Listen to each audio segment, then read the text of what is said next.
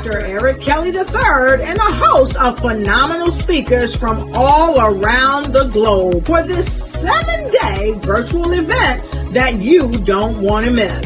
The mission of the Black Business Expo is to raise scholarship money from kids all the way from high school all the way from college. The Black Business Olympics is one of the largest Black business showcases in the world. It is an opportunity for businesses and companies to showcase their businesses globally. We are going to be giving away laptops up to $5,000 away to students. Again, I'm Olivia Appleberry, the founder of 2 Cents Finance and one of the speakers for the expo. I am so excited to see you there. For more info, go to www.blackbusinessexpousa.com or call 919-308-9090 and hope to see you there. I am Black Business. From the moment I wake until the time I sleep. Yes, I am Black Business. I am Black Business. Tell me, are you Black Business? I am Black Business. Do you support Black businesses? Listen, I support Black business because I am Black Business. Black Business Expo, one of the largest business showcases in the history of Black business in the world. The world! Sign up today at www.blackbusinessexpousa.com or call 919-308-9090. I am Black Business. I am Black Business. From the moment I wake until the time I sleep, I am Black Business. I am Black Business. Are you Black Business? I am Black Business. Do you support Black businesses? I support Black business because I am Black Business. Black Business Expo, one of the largest business showcases in the history of Black America in North Carolina. Join Dr. Eric Kelly III and a host of phenomenal speakers from all around the globe for this 7-day virtual event that you don't want to miss. The mission of the Black Business Expo is to raise scholarship money from kids all the way from high school all the way from college. The Black Business Olympics is one of the largest Black business showcases in the world. It is an opportunity for businesses and companies to showcase their businesses globally. We are going to be giving away laptops up to $5,000 away to students.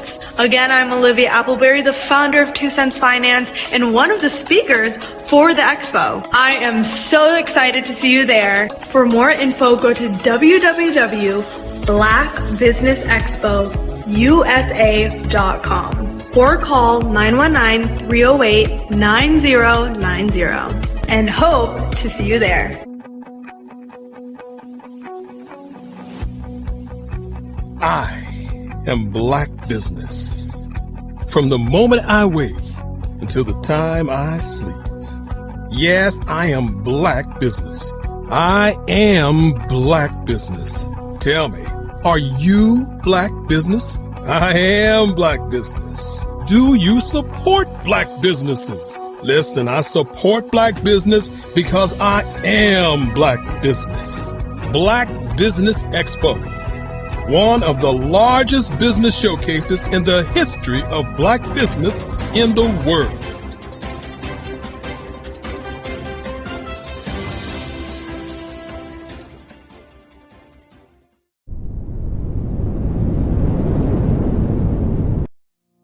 Did you know that approximately 333.34 million businesses exist today, according to a report from 2021? And you may be one of those businesses, or maybe you're not in the business market yet, but you're aspiring to be a business owner. Well, guess what?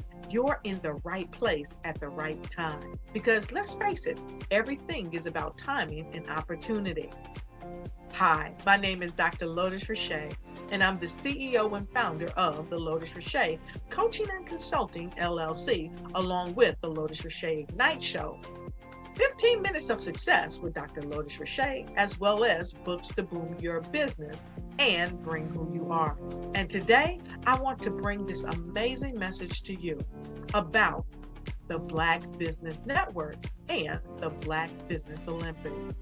See, the Black Business Network and the Black Business Olympics is designed to help people just like you, that's right, that look like me, to take their business to the next level.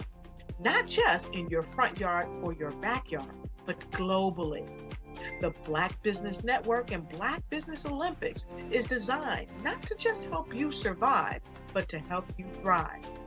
So join us today as we come together with businesses all around the world to support our students, our children, our young teens, our young entrepreneurs. What we do is we come together to help raise funds for students who are aspiring to be business entrepreneurs, who are aspiring and who are thriving in college.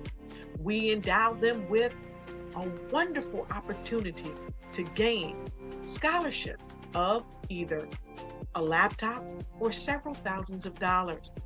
And we invite you to help be a contributor to this amazing opportunity to help someone that looks just like you. So join us today at our website and let us connect with you and help you ignite and take flight in every area of your life on the Black Business Network and the Black Business Olympics. I'll see you on the other side. Social media is evolving. It's more vibrant, more colorful, more energetic, and so are you. It's not just photos anymore. It's video, it's audio, it's subscriptions. And now there's Fanbase, a new monetized social network. Fanbase delivers the complete native app experience with full content monetization for every user. No algorithms that shadow ban your engagement or growth, and no ads. Follow anyone for free and subscribe directly to your favorite creators for $4.99 a month. Plus, show some love by tipping on any post. Also, make a Fanbase page and monetize your content the same way. Finally, connect with your followers by posting the amazing content you already create. And now, get paid for it. It's time to energize and monetize, because everyone's a fan of something and everyone has a fan base.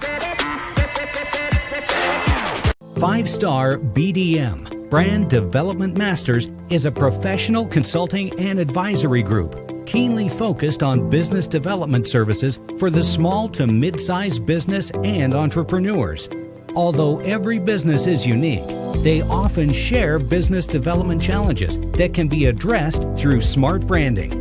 Services include process improvement and operations, digital strategy and transformation, business intelligence, digital marketing, and personal branding.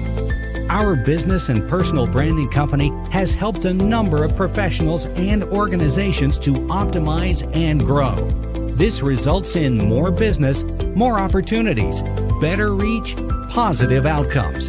Visit www.5starbdm.com today to learn more.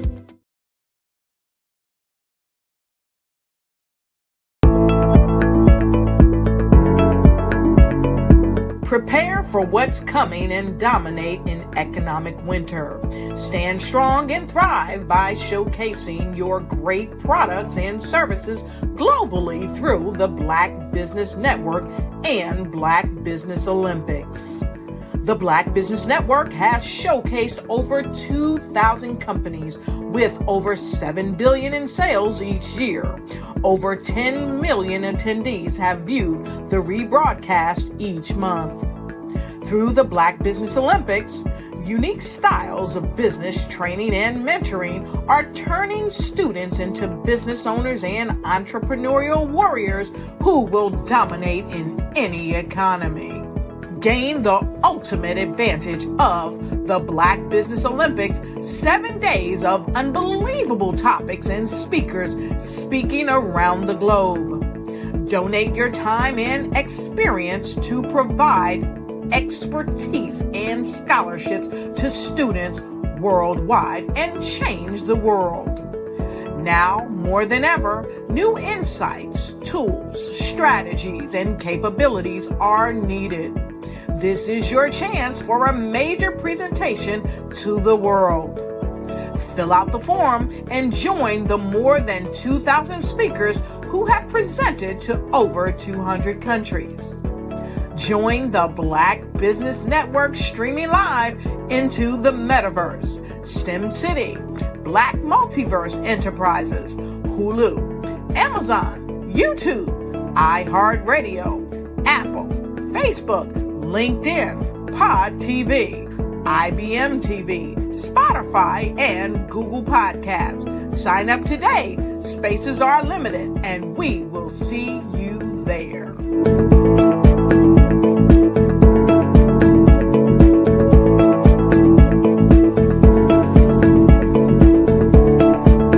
I'm Ramon Ray, founder of Smart Hustle Magazine and smallbiztechnology.com.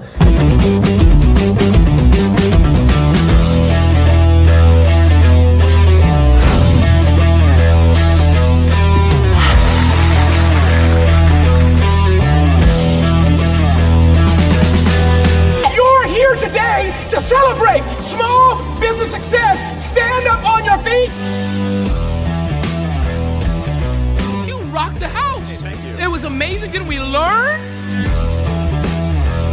For me, success comes from failure.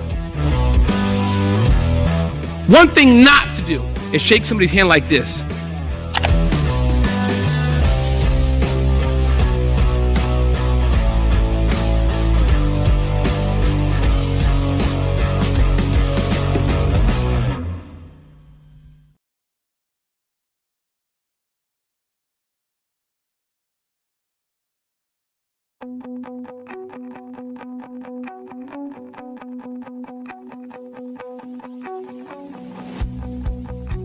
I am Black Business.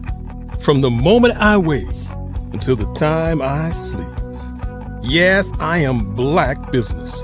I am Black Business. Tell me, are you Black Business? I am Black Business. Do you support Black businesses? Listen, I support Black business because I am Black Business. Black Business Expo, one of the largest business showcases in the history of Black business in the world. The world! Sign up today at www.blackbusinessexpousa.com or call 919-308-9090. I am Black Business.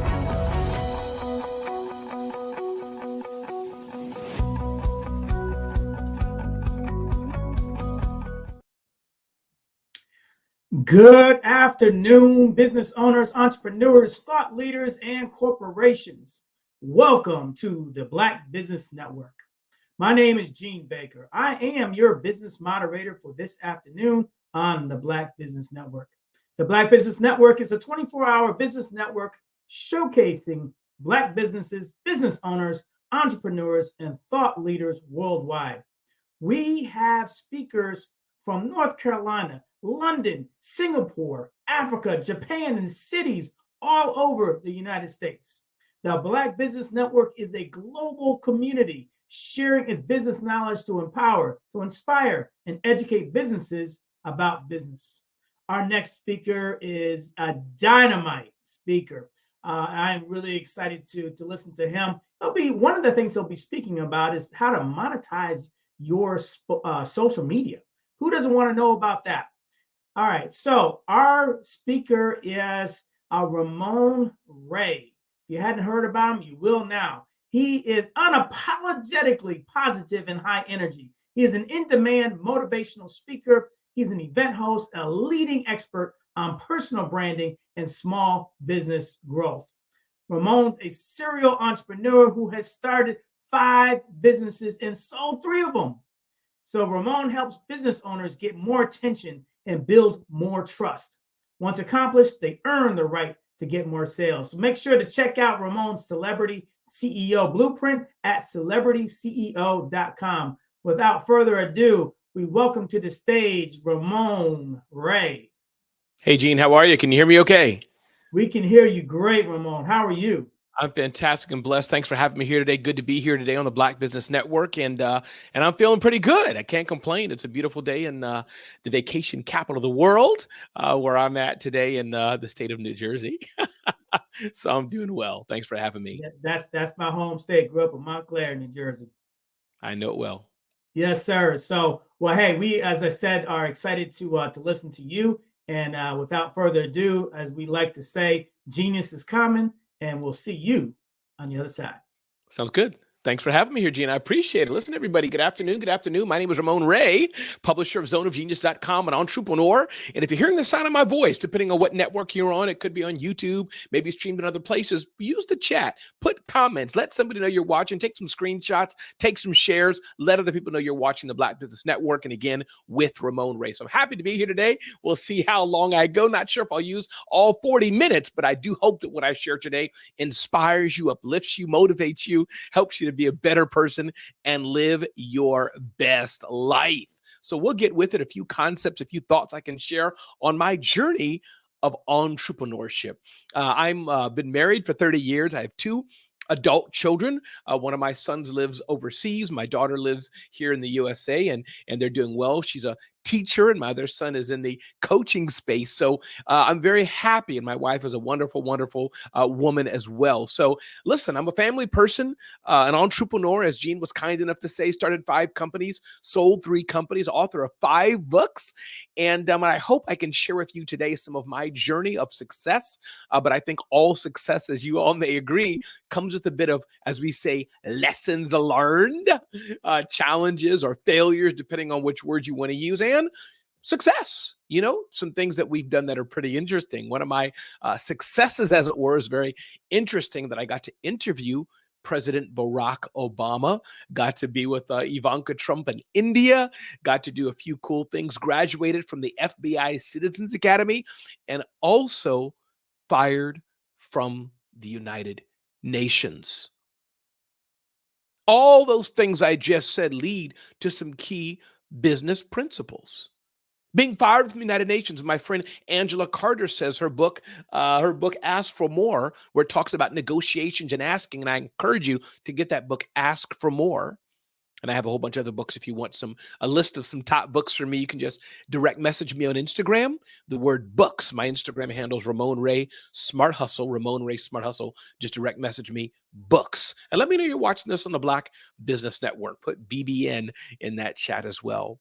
But her book, Ask for More, talks about that sometimes a no keeps us from a bad yes. So I have a few tips I want to share today of success in business, but I want to remind us some of the things that happen to us in life can be some of our greatest moments. I remember how I got to interview President Barack Obama. That was really, really cool, really, really interesting. As I understand at the time, Google Hangout was in motion and very popular, and they wanted to increase the popularity of that app. And I believe it was about 300,000 people had applied to interview the president.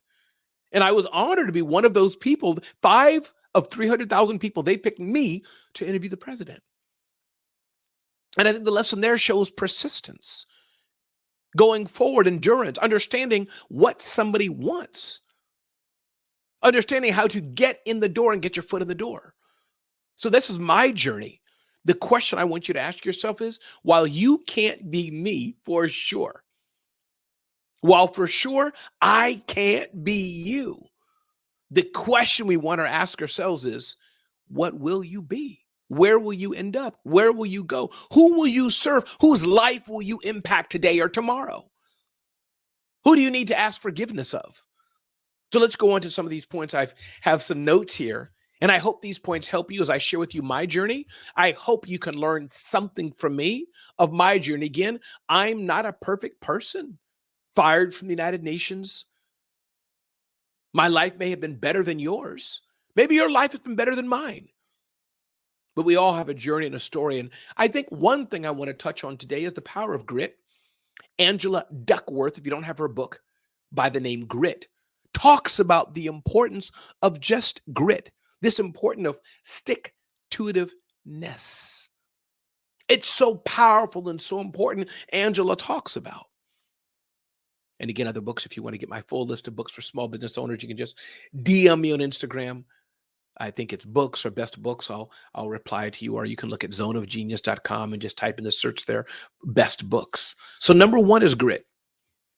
I find that not enough business owners have the grit it takes to go forward. As Gary Vaynerchuk talks about, business ownership and entrepreneurship is tough, rough and tumble. If you don't have the ability to get back up again, to pick yourself up, you might be in the wrong business. It's not easy being an entrepreneur. It's not easy being a business owner. It takes grit. It takes stick-to-itiveness. When you think about any successful business owner we hear about today, founder of Home Depot, people who put together General Electric, Ford, any of these iconic business names, it took breakthrough. I think about my friend Lamar Tyler of Traffic, Sales, and Profit. Any TSP people in the house, DM me on Instagram, hit me up, let me know you're watching. Stick-to-itiveness. Him and his wife Ronnie didn't just happen. Think about Seth Godin. I think his first book was rejected hundreds of times before somebody dared publish it, or maybe by then he published it on his own. So I would dare you and ask you and question you to ask yourself, do you have the grit it takes? Are you able to get back up again like Rocky talks about in his movies, right? Rambo and etc. Donnie McClurkin, famous Christian artist. What does he say? We fall down and we get up. For a saint is just a sinner who's... So you know the song, many of you may know it. Number two is the power of persistence. Cousins, but a little different. Persistence is so important. Oftentimes we think people don't want to work with us because they don't like us. They don't want us. Have you ever thought maybe you're just not their priority? Have you ever thought maybe it's just not your time? Have you ever thought maybe they're busy? Have you ever thought maybe they have sickness in the family? Have you ever thought maybe it's not you? And when you're not being persistent and when you're not following up, you're missing out. It's on you why that's not happening, not on them. But the power of persistence, my friends, can't be ignored. Can I get an amen? I hear an amen. The power of persistence can't be ignored. It's so important. But many of us give up too soon. Think about Tyler Perry, his story, sleeping in a car, his journey. He wasn't always a billionaire. He started from -0. You think about the stories of the icons. Thank you for that. The stories that we hear should inspire us to go on. Think about Steve Harvey. Trying to get into comedy, trying to do this, trying to do that. It was not easy for him, but he had to press forward. So the second part of this to be a successful entrepreneur is indeed the power of persistence. Now, let me be clear. Business ownership is not for everyone. Everyone doesn't have to be an entrepreneur. You could work for a great company and thrive there. Understand that entrepreneurship is not some badge of honor that we wear on our chest. Sometimes it is. But you can thrive and do well also by working for a good company. This is important. Tip number 3. There was a time when I was tired of not being picked. There was a time when I wasn't invited to speak at Black Business Network, not here per se, metaphorically. Time where I didn't get the invitations coming my way to be in a podcast, speak on a stage. Now I have people like Gary Vaynerchuk saying, Ramon, can you be on my stage? Seth Godin saying, Ramon, can you do a project with me? I've earned that. I hope I've added value and have earned my way there. But there was a time when it didn't happen. And do you know what I did? I decided to make my own table. See, when the table is not set for you, when you're not invited to sit at the table, make your own table and stop waiting for somebody else to call you. Stop waiting for somebody else to give it to you. Stop waiting for somebody else to put in your lap. Stop waiting for somebody else to serve you. Serve yourself at your own table. Oftentimes we don't do that. Oftentimes we want it to be easy. This ain't Staples, people. There is no easy button. Make your own table. I did this in 2005. I had a vision, I had a dream to bring together business owners in New York City. 2005, I had that dream. I connected with my then partner at the time, business partner, Marion Banker. Amazing woman. She was the accountant and business savvy side. I was the fast moving marketer, the guy who spun stuff up and dreamed. We made a great team. She was the brakes. I was the gas. And both are so needed because if you go too fast, you'll crash. If you go too slow or don't go, you don't move. Both are important, people. I hope this is resonating with somebody out there. I hope this is useful for you. I hope it's touching you somewhere. Taken beyond the regular stuff, I hope it's touching you. If it is, share this out. Let people know you're watching this on Black Business Network. So I made my own table. Took my credit card. Went to a local hotel. Roosevelt Hotel in Grand Central, New York City. I said, book me a room. Didn't know what I was doing. Didn't know how to do it. Didn't know if it would work. And I started dialing the relationships and sponsors I knew. And said, do you want to sponsor? Do you want to be a part of this? And lo and behold, I got the sponsorship money to produce my first event in 2006 called the Small Business Summit. And years later, I ended up selling that business. Stop waiting for somebody to pick you. Stop saying, it's the white man keeping me down. It's the black man keeping me down. It's because I'm too short. I'm too fat. Because they don't like my hair. They don't like my accent. So what? Keep moving forward, people. You can't live a life of despondency, we can't live a life of being victims. We must move to having a mindset of being a victor. And it is a mindset. It's a framing of the mind. So I encourage you all listening to the sound of my voice. Make your own table. Stop waiting for somebody else to invite you. If the door is not there, get a hacksaw and saw that sucker. Make it your own door. That's what I've done in my journey, and many of you I know can do it too. Tip number 4, be kind and nice to people. I was recently but some time ago at a hotel, and some boys were making some noise on the doors, banging on some doors and just being silly, being stupid. Police came and they were called, and boys didn't know it, but they were going to let the boys go. Finally, one boy decided to mouth off and be all hard and be all the man. Cops arrested him. I was right there. They had the right to arrest him, but they were going to give him mercy. This is just an example. But you know how many times I've been in situations in business, been in situations in life, and just because I was kind, just because I was nice, just because I showed up, just because I added value, I got to where I wanted to be. I encourage you all to consider this. The world is a tough and rough place. People are waiting to know, who can I X out? Who can I not work with? And who can I work with? People who are negative, people who are no good, people who don't come through. Thank you so much.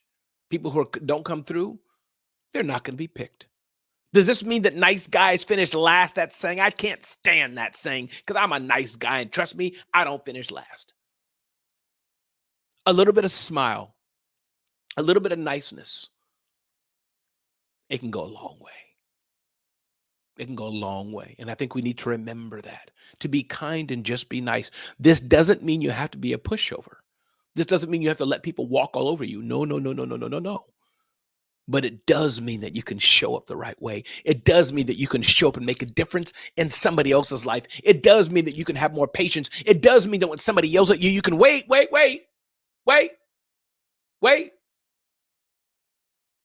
and give them grace and understanding. Give them grace and understanding to know that maybe they've had a bad day. Maybe it didn't go the way they thought it would go. This is what you can do. So I encourage you to be kind and nice to people you walk to. Doesn't mean you have to be a doormat. Doesn't mean you have to be run over, but there's no need for people to be nasty and mean. Number 5. Many of you have part-time businesses. If you're watching me on YouTube, or maybe it's streamed on Facebook or other places, put in the chat part-time. Let me know, and I probably won't see that here, but afterwards I'll look at it, especially on YouTube, and put part-time or something in the chat. Let me know that. DM me on Instagram if you want to, Ramon Ray Smart Hustle. Put part-time in there. I'm curious, who are the part-timers? I used to work at the United Nations at some point in my life until I was fired. So I know what that's like to have a part-time business. Part-time is a blessing. And here's the thing. Many times people want to leave the part-time to go to full-time entrepreneurship, and they shouldn't. Running your own business, as I do, it's not easy. When there's a problem, I got to solve it. When there's low on money, I got to solve it. When a team member gets fired, I got to solve it. When we need a team member, I got to solve it. At this stage of my business, we're a small company, so a lot of the things are me. My friend Lauren Feldman has one of the best podcasts on earth called 21 Hats Podcast. 21 Hats. I encourage you to look at it. So those of you who are in part-time jobs, first, be thankful you have the job and you get a steady paycheck. Excuse me. Those of you who are in full-time jobs but want to move to, your own side hustle is what I'm trying to say. Sorry, I missed it. I misspoke that. Be thankful you have a job. Be thankful you have a job. While you're there considering entrepreneurship, find out, do you have a problem that somebody can solve? Do you have a solution to somebody's problem? This is the key to business. Do I have a solution to somebody's problem, and can I find people who are willing to pay for it? That is the essence of business. Somebody has a problem. I have a solution. Can I sell it and make money from it at a profit, a high profit, like Mike Michalowicz talks about in his book, Profit First. And by the way, Mike Michalowicz and Seth Godin will be at my big event in New York City. You can check that out at zoneofgenius.com/awards, zoneofgenius.com/awards to check that out.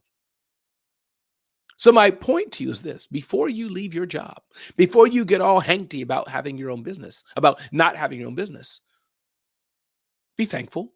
And then as you want to leave, do you have a solution to somebody's problem? Can you start to sell that solution while you're in your job and while you don't need or have to have the money? Can you do that? This is the way to ease your way into entrepreneurship. Because the last thing you want is to not be able to fulfill your business, to have no money. That's the last thing you want. You want to be able to live a thorough life of entrepreneurship. It's not easy once you leave your job. Once that check is not coming in, it's not easy.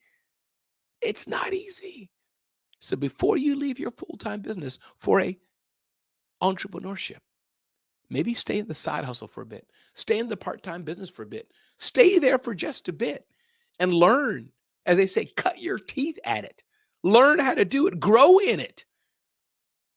Sell a few clients. I know what it's like to be at the United Nations on lunch hour, running downstairs to talk to a client or fulfill something, jumping on the train, having to rush back breathlessly after lunch or during lunchtime. It's important. Number 6, hope this is useful for you. Hope you're learning. Again, my name is Ramon Ray, publisher of zoneofgenius.com. It's a pleasure to be with you all here today. Thank you again for the Black Business Network for having me. The power of mentorship is important. There are people who are behind you on the journey of success. People behind you on the journey of entrepreneurship. People who are behind you who are younger than you, or they may be older than you, but less experienced than you. Are you seeking them out, mentoring them, and helping them? Are you doing that? What are you doing to make the world a better place? What are you doing to mentor others? Each one, teach one. The world needs more mentors, not just money-grabbing snake oil salesmen. I feel sorry for snake oil people.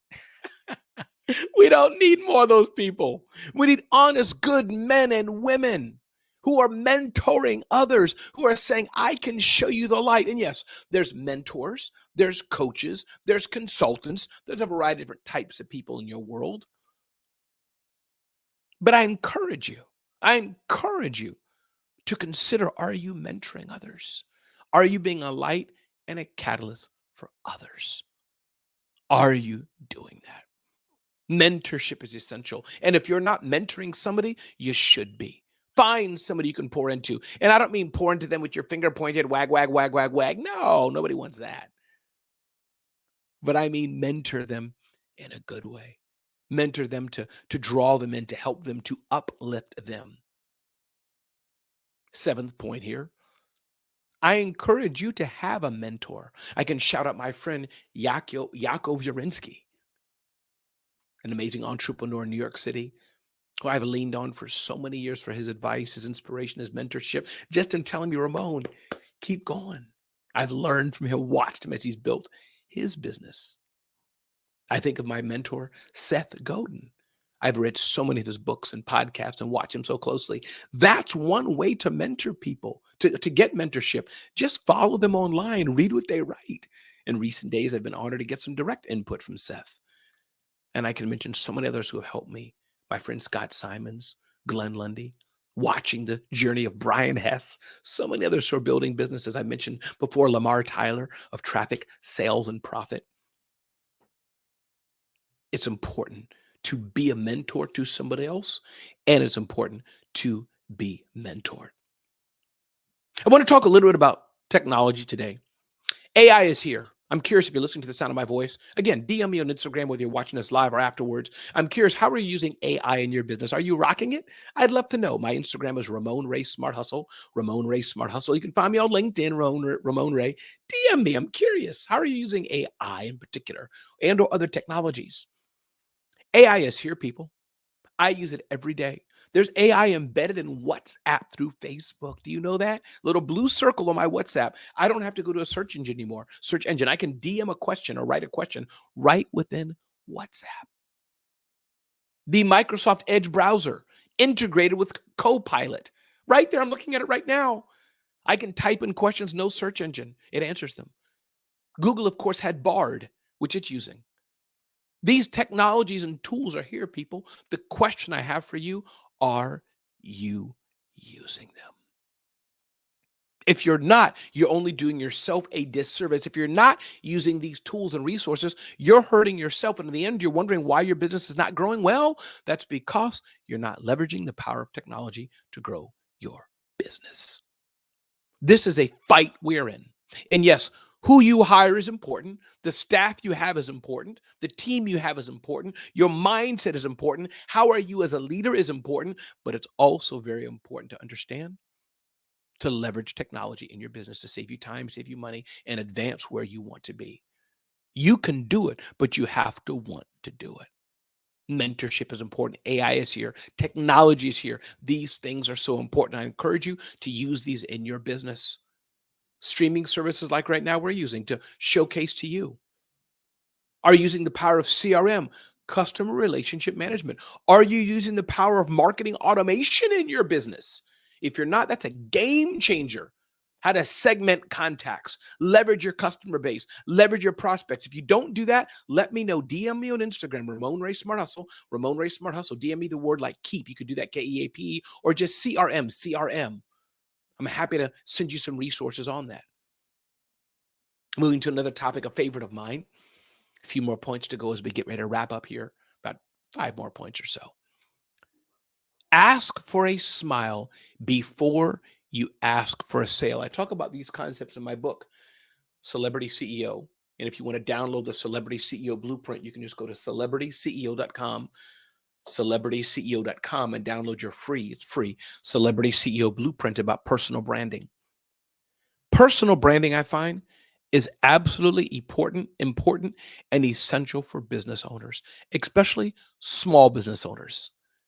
We're not a big brand like a Starbucks or a Procter & Gamble or Dell We're a small business, 200,000, 500,000, 3 million in revenue. Most likely a large part of our business is based on us, is built on our smile, our brand, how we show up, being at the local chamber event, speaking on Black Business Network. This is the power of personal branding. How do we show up? And so I always have to say, ask for a smile before you ask for a sale. This is part of the concept of Celebrity CEO. And again, you can just go to celebritysceo.com, download a free personal branding blueprint. Second part that I talk about as we consider how do we build personal brands, I often say, build a community and then nurture it. See, oftentimes we ask for money too soon. We ask for money too fast. I would encourage us to slow down a bit. Just build a community. Just show up. Just be nice. Ask for a smile means build a relationship with somebody. Say, how are you? How's your child? How's your family? How's life? How are things in your world? Just do that first. Just do that. Just do that. Then ask for the money. Then ask for the sale. But you have not earned the trust of somebody to ask for money. They don't really know if they should buy from you. Maybe they're confused still and you haven't educated them on the solution you could offer. So the power of personal branding, asking for a smile before you ask for a sale is important. So very important. Oftentimes we rush that sale too fast. We rush that action too fast. Oftentimes we rush it. We want to get the money first and we haven't taken the time to get the relationship. We haven't had a meeting of the minds before we can ask for money. And that's so important.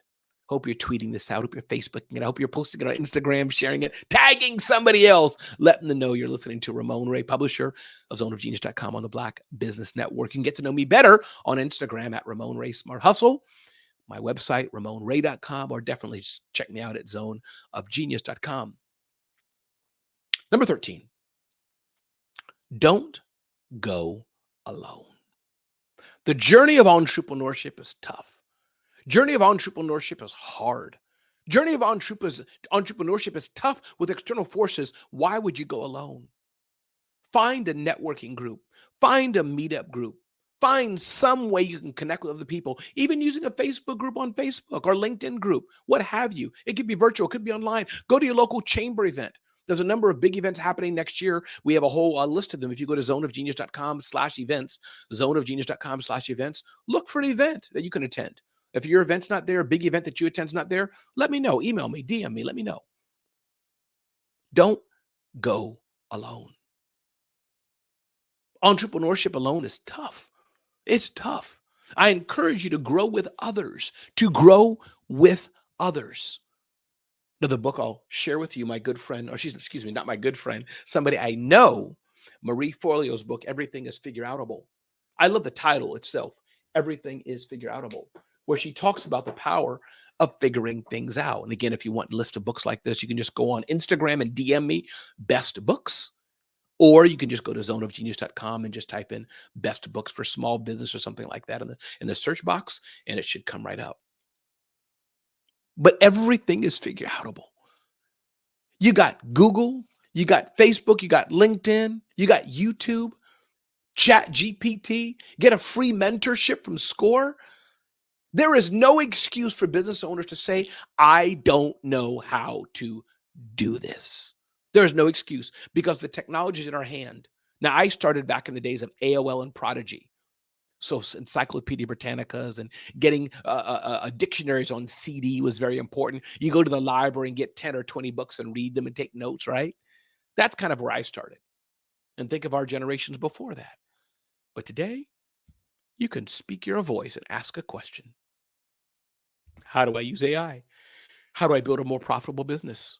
How do I speak better? How do I balance family and business? It's all out there. You can put some of these words in zoneofgenius.com. There is no excuse to not know because, as Marie Forleo says, everything is figure-outable. Two more things I want to talk about before I wrap up this segment and turn it back over to the Black Business Network team is I encourage you to take risk. Some of you don't want to risk anything. You won't put up your money. You won't put up your time. You won't take a risk to get where you need to be. I don't know how any of the greatest things we see on earth or around us were done without some measure of risk. The Pilgrims couldn't have come to America. Harriet Tubman couldn't have done the work she did. Abraham Lincoln couldn't have done the work he did. We couldn't have had any of the greatness of things we did today without some risk. Winston Churchill fighting against the Nazi regime in World War II. He couldn't have done it without risk. And of course, people take bad risks too. They do take risks for evil, but you get the point I'm making. Don't be so risk averse that you miss out on the beauty of success because you don't have a little more tolerance for risk. Taking a bit of risk will get you far. I wouldn't have started smarthustle.com several years ago if I didn't take some risk buying the domain on my credit card and then I sold the business. I wouldn't have started smallbiztechnology.com many, many years ago if I wouldn't have taken the risk and built it and then I sold it. I wouldn't have started Small Business Summit many years ago with my then partner, Marion Banker, if I wouldn't have taken a risk. Today, I wouldn't have zoneofgenius.com if I wouldn't have bought the domain and invested in the resources to build it, if I wouldn't have taken a risk. Do all risks pan out? No. I've had many failures, many things that don't work out. But taking a risk is worth it. It's worth it because you get that sweet taste of success when you take a risk. Every day indeed. The other thing I want to touch on is the aspect of family. Family is important, but I want to say a balance here as I enter my last point here. Family first, yes. Spend time with family, yes. I have 2 children. I'm a wife, been married for 30 years. By God's grace, I've tried to be the best father and best husband I can be, yes. But make no mistake, without this business, this family don't have money. Both are important. So educate your family about what you do. Educate your family about your business. Educate your family about where you're going, where you want to go, about some of the challenges. Be careful telling them all the challenges, but educate your family. Let them grow with you, build with you, understand how dad, how mom makes their money. Educate your family. Listen, everybody. My name is Ramon Ray, publisher of zoneofgenius.com. It's been a privilege to serve you today, to inspire you. I hope I've inspired you, to help you get to the next level in your business and be the person you can be. Come on in, Gene. Be the person you can be. This is what life is about. To help each other succeed, help each other grow, help us get to the next level. This is what it's about today. I'll see you with the Black Business Network team, Gene, or whoever may be available. I'll wait till they come up here. Until they're ready, though, I encourage you to keep going on. If you're not around family or people who can encourage you, not around people who can help you get to the next level, find people. You're still worried about what your mama told you, what your daddy told you. Change the soundtrack that's playing in your head. John Acuff talks about that in his book, Soundtrack. Many of us are sadly the way we are because we won't forgive. We won't let go. So that's me. That's Ramon Ray. Again, Black Business Network, if y'all want to come, you can, or maybe we just move into a commercial break. But I'll stay here and smile and look at the people and chat for a bit. Y'all tell me what we do next. But I hope people have enjoyed it. Hope you've enjoyed this time with me today. I know I've enjoyed serving you. It's a beautiful, beautiful time we live in. I could be anywhere else in the world. Could be in this country, that country, with the atrocities and horror of things happening. But I'm blessed today, sitting here in the quietness of my home office, making a difference in the world. You should ask yourself, are you making a difference in the world?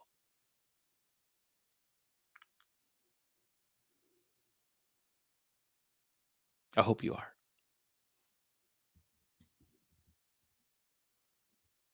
All right.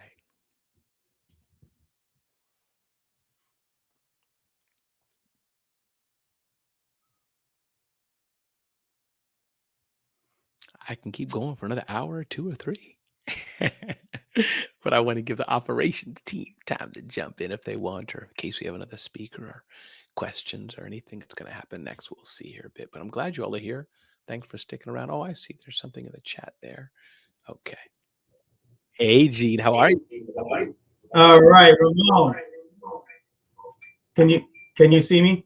I can see you in here. Yes, sir. Thanks for having me. All I right. appreciate you and appreciate what Black Business Network does. And I can't wait until the rest of the speakers join in. I can be here if you want, but I wasn't sure if we're moving on to next group. Yeah, no, we do have a few minutes, and Okay. you just dropped so much knowledge, and appreciate you so much for sharing with us this morning. Also, just wanted to apologize real quick for some technical difficulties. Oh, that's okay. I just with saw my it now. That's camera. okay. I knew something was happening. You're never sure. Like, I don't want to, if they're waiting for me, or I don't want to keep going in case of commercial, but it was good. Listen, people understand, right? There's technical things that happen at the biggest production. So no problem at all, brother. I'm glad to be here. No Yeah. problem at all. So much that you just shared. A couple of things I just wanted to circle back around Sure. with you and pick your brain a little bit more. One was this aspect of risk. I think that's so important for not just entrepreneurs, but also those working in corporations as well, in understanding the value of risk and how to approach acceptable risk. What are your thoughts, and just expounding on risk a little bit more? Yeah, I love it, Gene. And I'm sure, Gene, you've taken risks before in your life. I'm sure you have. You wouldn't be here where you are today with that beautiful, beautiful baller looking tie and jacket. You wouldn't be here today. You didn't take some risk. But it's important. So here's what I mean about risk. 2 or 3 types, Gene. Some people have the risk tolerance. They bet the quote unquote house. I'm going to bet everything. If it doesn't work, Gene, I'm sure you have friends like it. I have friends like it. They're hurting bad. Yeah. I don't encourage people to take that kind of risk. If something happens, you and your wife, or you and your husband and 4 little kids that are just born are going to be on the street. Don't do that.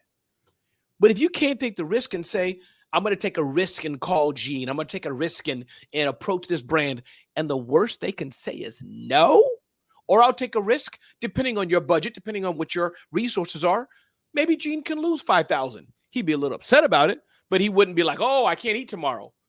Gene, I do those risks. Take my credit card. Okay, $25,000. The reward is high enough. What's the worst that can happen, Gene? I'm in some debt, and I got to pay $200 fee per month, whatever it is. I mean, think about it. If that's the worst that can happen, what's the best? That's what I mean about risk, either the emotional risk. Let me not ask her. I don't want to ask her if she can speak at my event. Really? Is that helpful, Gene? Yeah, for sure. And second, last question is, please, this aspect of mentorship. I think everyone has heard, how the importance of, having a mentor. But I wanted to focus in on what you said about making sure that you are pouring into someone else and being a mentor. But the aspect of mentorship that I'd like you to speak on is, what have you gotten out of being someone's mentoring, pouring into others? Oh, man, I can talk about 3 young men that come to mind. First and foremost is my son. His name is Tim. We talk several times a week, and he lives out of the USA right now, several times a week. He mentors me. He's my son, but he calls me dad. I have a question. Who else can he go to? I mean, he has other people in his network, but I'm his dad. I wish I had a dad to call. My dad passed away many years ago. So that's one. I think of my friend, Joshua Johnson. We talk all the time, not in so many recent days have we talked, but in his growing up, we've talked several times. I think of my friend George Estrada, another young man who I talked to. So what have I gotten out about it? One, the feeling of just feeling great. I think God made us that way, Gene. It just feels great. And Gene, it sharpens me. Yes. Whatever you're the expert is, Gene, and I'm asking you, Gene's got to be Johnny on the spot, or whatever the saying is. Right. It sharpens you, right, Gene? It sharpens you, yes. Yeah. So people think of, hey, having a mentor that sharpen you, but also, when you're mentoring others, and that's what I was looking for. It actually helps to sharpen you as well. That's right. Yeah. So, hey, Ramon, it's been wonderful. It's been great. I appreciate you so much. And as we like to say on this network, genius is common. We'll see you on the other side. Thank you, my brother. I appreciate it. All right. So it is that time. Well, we want to talk about something very important, and that is our scholarship. The Black Business Expo's mission is to raise funds for high school seniors going to college or K through 12 entrepreneurs. So this expo is a fundraiser for students. You may go to www.blackbusinessexpousa.com to donate to the scholarship fund, or use Cash App that's on the screen below, and that is $BBXUSA. Our goal is to give laptops and up to $5,000 to 10 students. Students can register online at www.blackbusinessexpousa.com. So every dollar counts. So we want to remind you to donate to the scholarship fund. And now we also want to thank our very important people, and that is our Black Business Expo USA sponsors. And those sponsors are NC100, Moody Capital Partners, Suede Soul. Thank you so much. Lotus Roche Coaching and Training. Thank you. Carolina, Virginia Minority Supplier Development Council. Thank you. Step Management. Thank you. 5-Star BDM Media. Thank you so much. You are in the right place at the right time. The Black Business Network opens again for its Black Business Olympics, a 24/7 broadcast on business, strategies, global branding, social media marketing, finance, advertisement, and much, much more.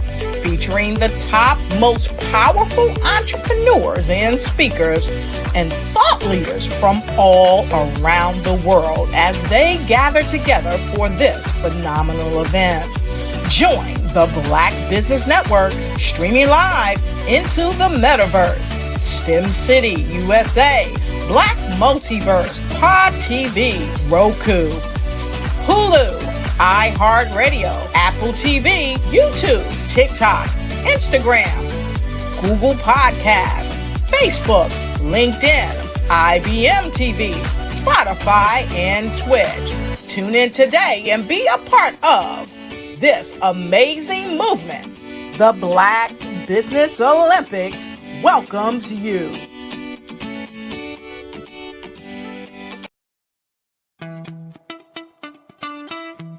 How many times have you been asked to help someone you didn't even know, a student, a business entrepreneur, or did you ever even ask, where did they end up?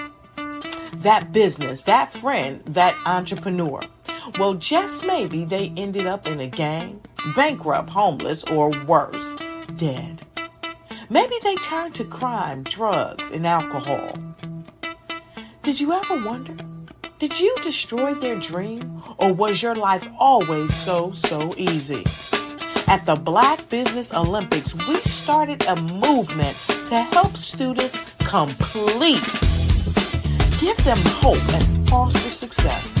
Help them to leave their dreams of providing laptops, computers, and up to $5,000 in scholarship funds. Today, we ask you to help a student, a business owner, or an entrepreneur to realize their dream by sponsoring them, supporting them, and buying from them. Consider this. With $1.6 trillion in our Black community, we only ask for a small donation for our students, our businesses, and our entrepreneurs. And you can change a life today. So I ask you, what are you going to do? Sit on the sideline and watch our students in high school be leaders, miss out on their dream from lack of resources? Or are you going to donate to the movement and change their future and yours as well? Give us a call today at 919-308-9090. Change their life by investing with action to the Black Business Olympic Fund. The Black Business Olympics, one of the largest business showcases of Black business in the history of the world.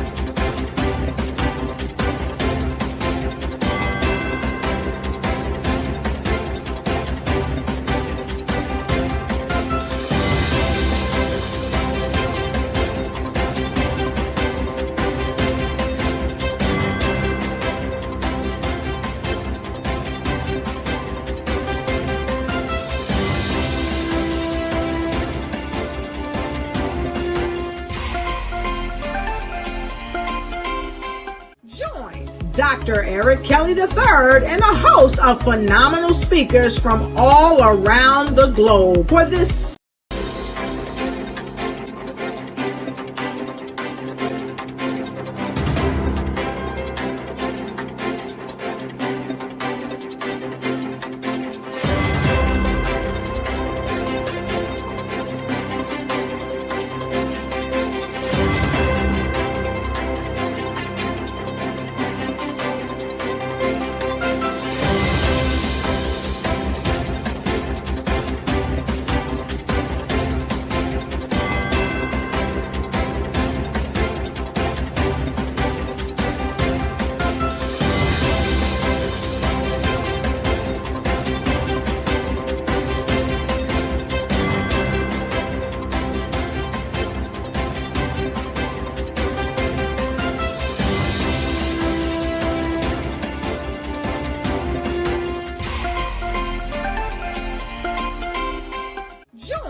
Dr. Eric Kelly III and a host of phenomenal speakers from all around the globe for this 7-day virtual event that you don't want to miss. The mission of the Black Business Expo is to raise scholarship money from kids all the way from high school all the way from college. The Black Business Olympics is one of the largest Black business showcases in the world. It is an opportunity for businesses and companies to showcase their businesses globally. We are going to be giving away laptops up to $5,000 away to students. Again, I'm Olivia Appleberry, the founder of 2 Cents Finance and one of the speakers for the expo. I am so excited to see you there. For more info, go to www.blackbusinessexpousa.com or call 919-308-9090 and hope to see you there. I am Black Business. From the moment I wake until the time I sleep. Yes, I am Black Business. I am Black Business. Tell me, are you Black Business? I am Black Business. Do you support Black businesses? Listen, I support Black business because I am Black Business. Black Business Expo, one of the largest business showcases in the history of Black business in the world. The world! Sign up today at www.blackbusinessexpousa.com or call 919-308-9090. I am Black Business. I am Black Business. From the moment I wake until the time I sleep, I am Black Business. I am Black Business. Are you Black Business? I am Black Business. Do you support Black businesses? I support Black business because I am Black Business. Black Business Expo, one of the largest business showcases in the history of Black America in North Carolina. Sign up today at www.blackbusinessexpousa.com or call 919-380-9090. I am Black Business. I am Black Business. From the moment I wake until the time I sleep, I am Black Business.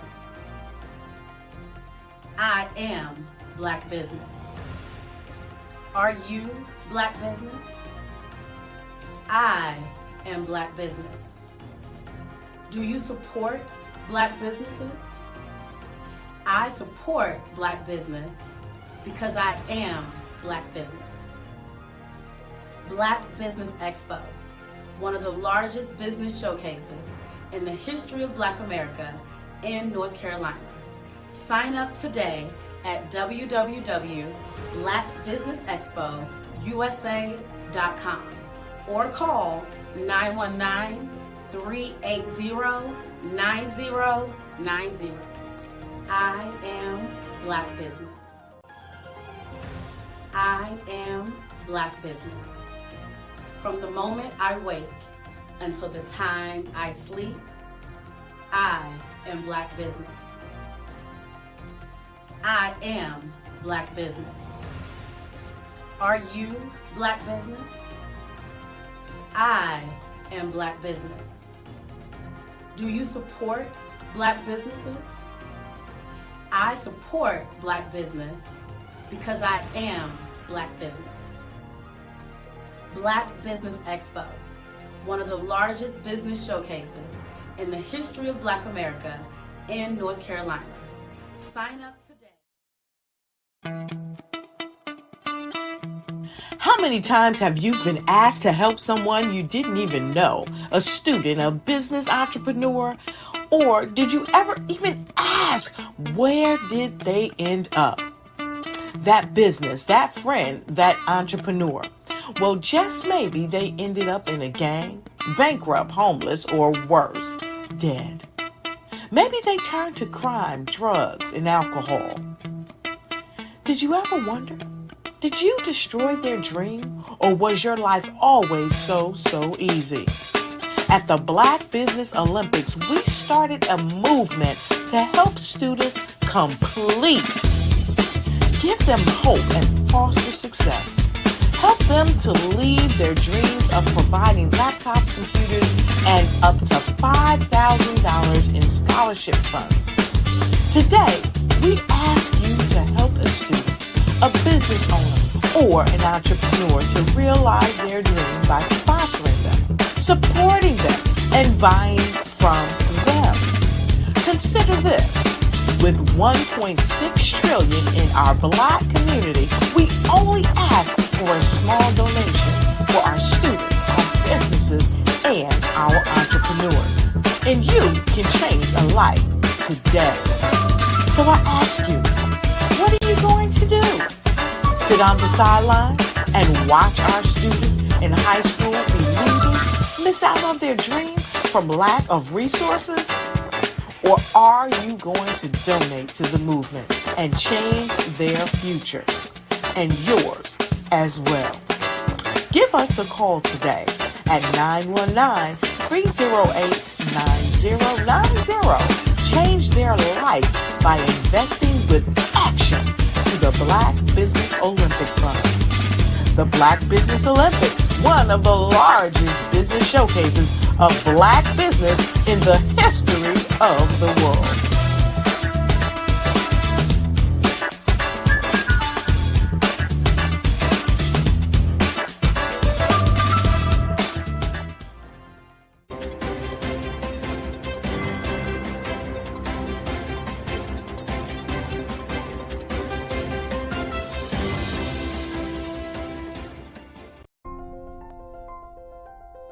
What if you could build your own city? A place where every child can find nurturing people to help them achieve their full potential. A place where every adult can access job training support. Where health education is abundant. Where social justice ruled the land. A place without limitations. Welcome. You have arrived at STEM City USA. It is what every city should be.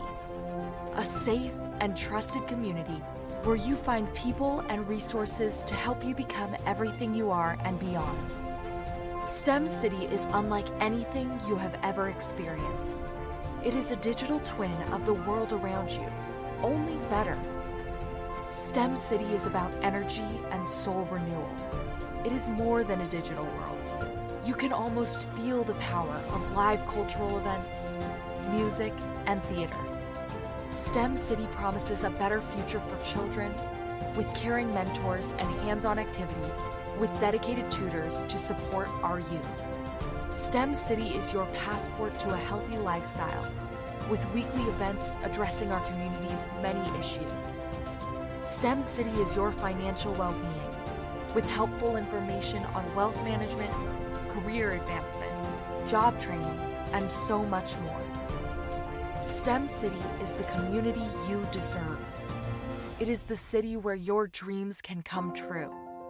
STEM City USA, a place in the sky that is accessible to all who reach for the stars.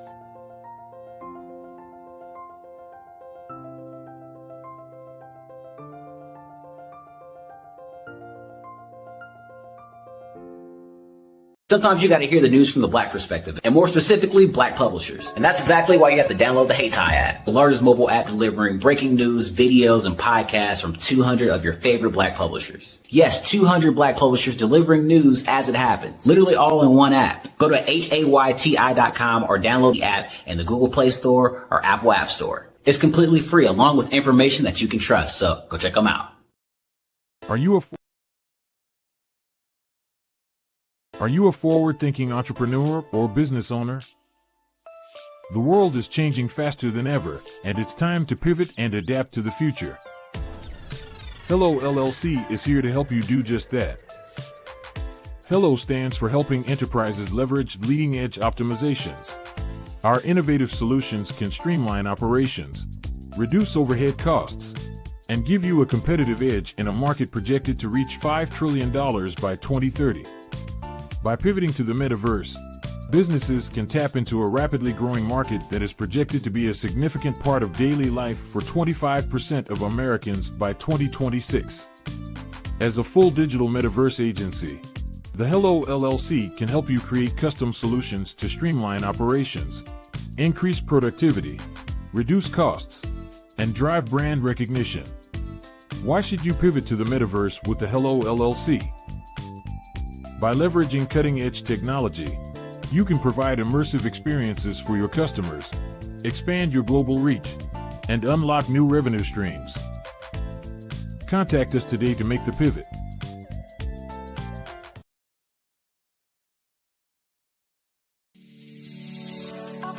Did you know that our black dollar only lasts for 6 hours in our community? Yet other communities, their dollars last for 19 to 30 days. The Black Wall Street Nation. Black Wall Street Nation. Yes, that's why we created the Black Wall Street Nation. Black Wall Street Nation.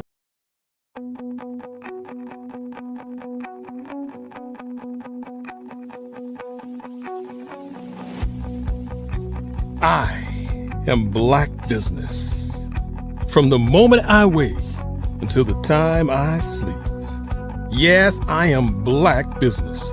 I am Black Business. Tell me, are you Black Business? I am Black Business. Do you support Black businesses? Listen, I support Black business because I am Black Business. Black Business Expo, one of the largest business showcases in the history of Black business in the world. The world!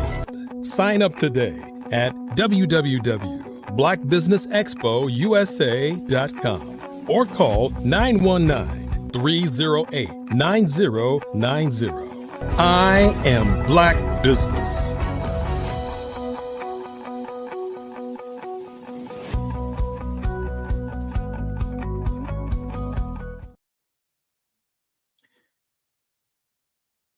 Good afternoon, business owners, entrepreneurs, thought leaders, and corporations. Welcome to the Black Business Network. My name is Gene Baker. I am your business moderator for this afternoon on the Black Business Network. The Black Business Network is a 24-hour business network showcasing Black businesses, business owners, entrepreneurs, and thought leaders worldwide. We have speakers from North Carolina to London, Singapore, Africa, Japan, and cities all over the United States. The Black Business Network is a global community sharing its business knowledge to empower, to inspire, and to educate businesses about business. Our next speaker will be talking about using mentorship as your success strategy. Our next speaker is Sharonda Davis. She is unleashing the power of technology in healthcare. She's a critical care nurse with over 16 years experience, and she's on a mission to transform the industry through blockchain. And as a co-founder of the Huddle DAO and a master's in nursing informatics candidate, she is exactly the person to speak to us today about leading the charge in using the Web3 technology to improve patient care. So Next up, please give a round of applause for Sharonda Davis. Welcome to the stage. Thank you so much, Gene. Thank you all at the Black Business Network, Dr. Kelly and Grant, for having me. I'm so happy to be here today. I will be talking about blockchain and healthcare, not mentorship, but I am excited about the opportunities. And the last speaker that spoke about mentorship, I learned so much, and I'm so happy to be here today. Thank you, Gene. Well, I'm excited to learn about blockchain technology myself. So welcome to the stage. And as we love to say here, genius is coming. I'll see you on the other side. Thank you. Good afternoon, everyone. As Jean stated with that very warm welcome, my name is Sharonda Davis. I am a registered nurse. I'm also the proud mother of 3 amazing teenage sons and a wife of over the past 16 years. Throughout my time as a nurse, I have experienced some burnout, which led me to learn more about emerging technologies and how they can benefit the future of healthcare. That led me to becoming the founder and CEO of NurseBlock, which is an innovative platform that's revolutionizing healthcare. NurseBlock not only offers a digital credential wallet for nurses, but we also serve as a marketplace where patients can find nurses on demand. In my years as a nurse, I've witnessed firsthand the challenges that our healthcare system faces. And I truly believe that blockchain and emerging technology offers a lot of solutions to the problems that exist. One of the things that I would like to spend my time talking to you all about today is self-sovereign identity. Self-sovereign identity is about having the ultimate control and authority over your credentials and personal data. In the context of NurseBlock, self-sovereign identity will allow our nurses to manage their professional information securely and efficiently in a digital wallet. This idea, though innovative, it's a digital format and it's not entirely new. It is a powerful concept that is reshaping how we think about identity and data ownership in various fields, including healthcare. Self-sovereign identity is built on technology like the blockchain. And if I don't, what the main message I want to get across today is the importance of, as Black business owners, learning about blockchain and its ability to ensure security, privacy, and more control over our own data. SSI, or self-sovereign identity, is a concept where individuals control their own identity.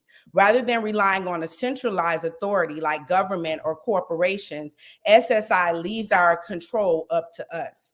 The blockchain supports that by decentralization. So the blockchain is often defined as a decentralized ledger that basically controls various aspects of our lives. It's not controlled by any single entity.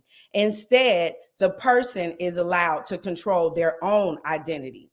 This aligns with SSI principles by giving individuals control over their own identity. The blockchain is secure and private. It uses strong cryptography to secure data, making it safe to store sensitive identity information.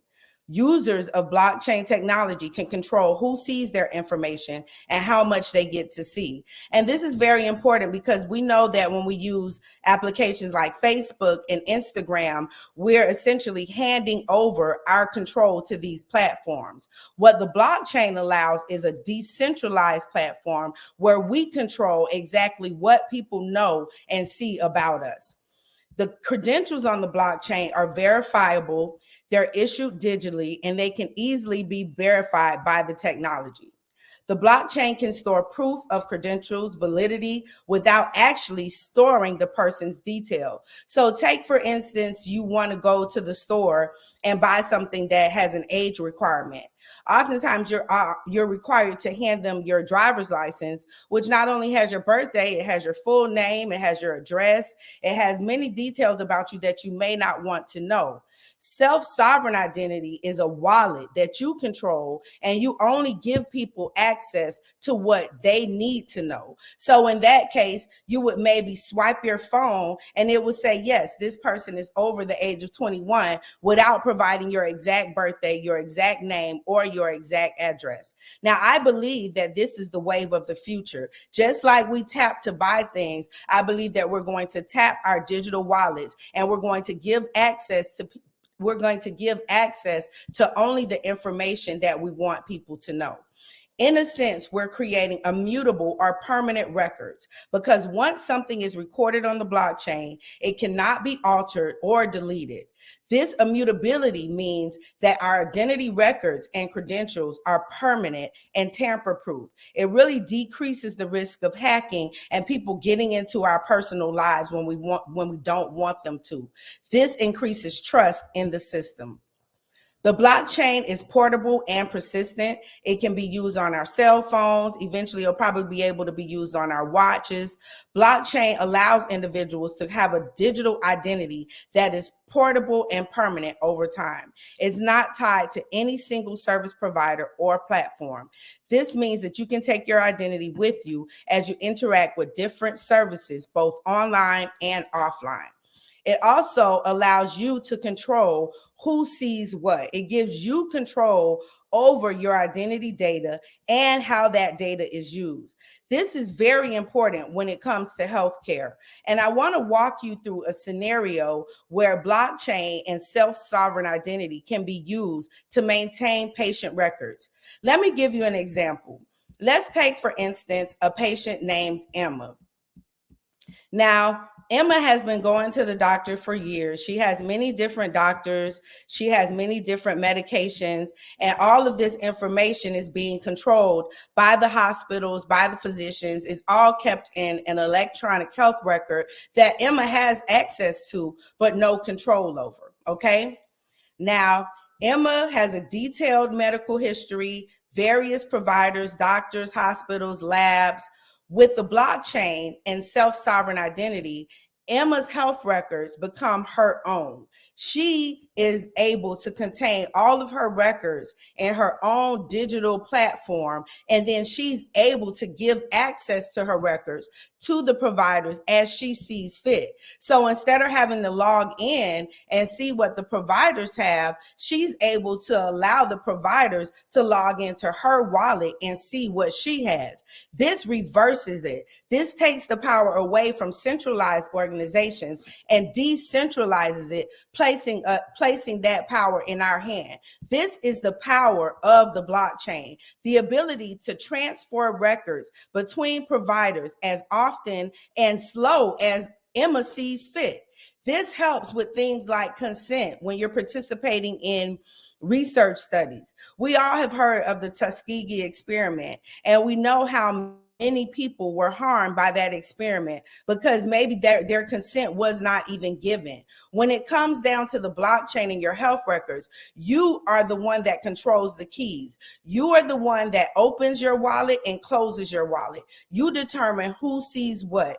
This is super important with our health records because it puts the power of our health into our own hands.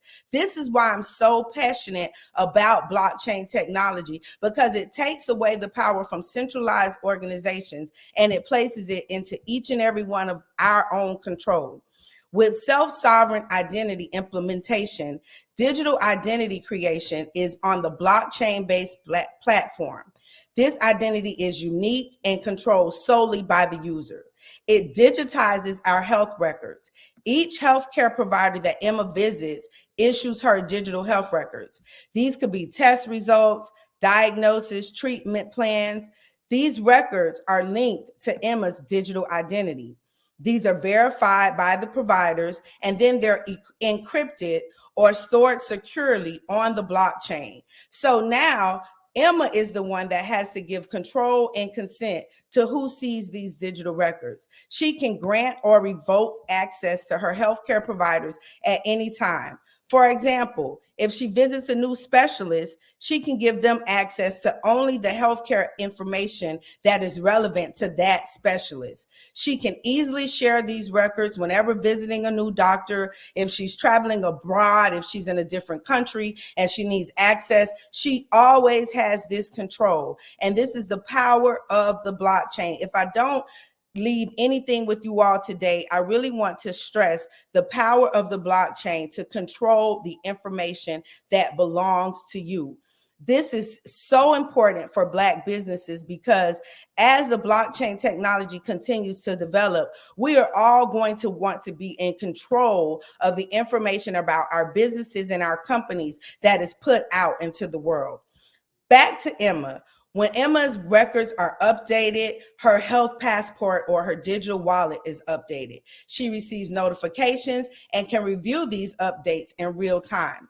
Like I said, the benefits of this are privacy and security. Emma's health data is secure and private, and it's shared only with her consent. This makes this more efficient, more fast, more seamless, and in certain cases, this could really save Emma's life. As it pertains to NurseBlock, we are a digital credential wallet that allows nurses to maintain their own credentials. So my nursing license, my nursing degree, my years of experience, any certifications that I take, they're all verified and uploaded into a digital wallet. For me, this is groundbreaking because as a travel nurse, every 3 months when I have a new assignment, I have to upload all of my documents to centralized databases that are controlled by the companies that I'm working for. With NurseBlock, my digital wallet is mine. I can show it to hospitals. I can show it to patients. In the future, I may be able to show it to clinics in the metaverse. This allows me to control my career, and it allows patients and hospitals that want to work with me to be able to see my information without knowing everything about me. Can you imagine the biases that this helps to overcome? They don't know anything about me. They don't know that I'm a Black female. They don't know my age, but they do know that I have X amount of experience with X amount of experience in this specialty. I have these certifications. I have these CEUs. If they're looking for a nurse of my caliber, they're not able to see anything that I don't want them to see. So this is why decentralization and owning our own information is so important, especially for Black business entrepreneurs. This means greater control over your digital footprint. It helps you control and manage how your business is represented online. It safeguards sensitive information, and it helps build digital trust with your customers. Black business owners, enhanced privacy means Black-owned businesses can operate online with the assurance that their customers and data is secure. This is vital for trust and safeguarding information. Like I said, it reduces biases and discrimination, and it can help by anonymizing certain aspects of your user's identity. For instance, users can choose not to reveal their age, gender, or race identity when it's not relevant. That helps to promote a more equitable and online environment. Business owners and industries where unconscious bias is a concern, self-sovereign identity backed by the blockchain allows you to engage in markets or negotiations where there are ideas and business propositions can be evaluated without prejudice.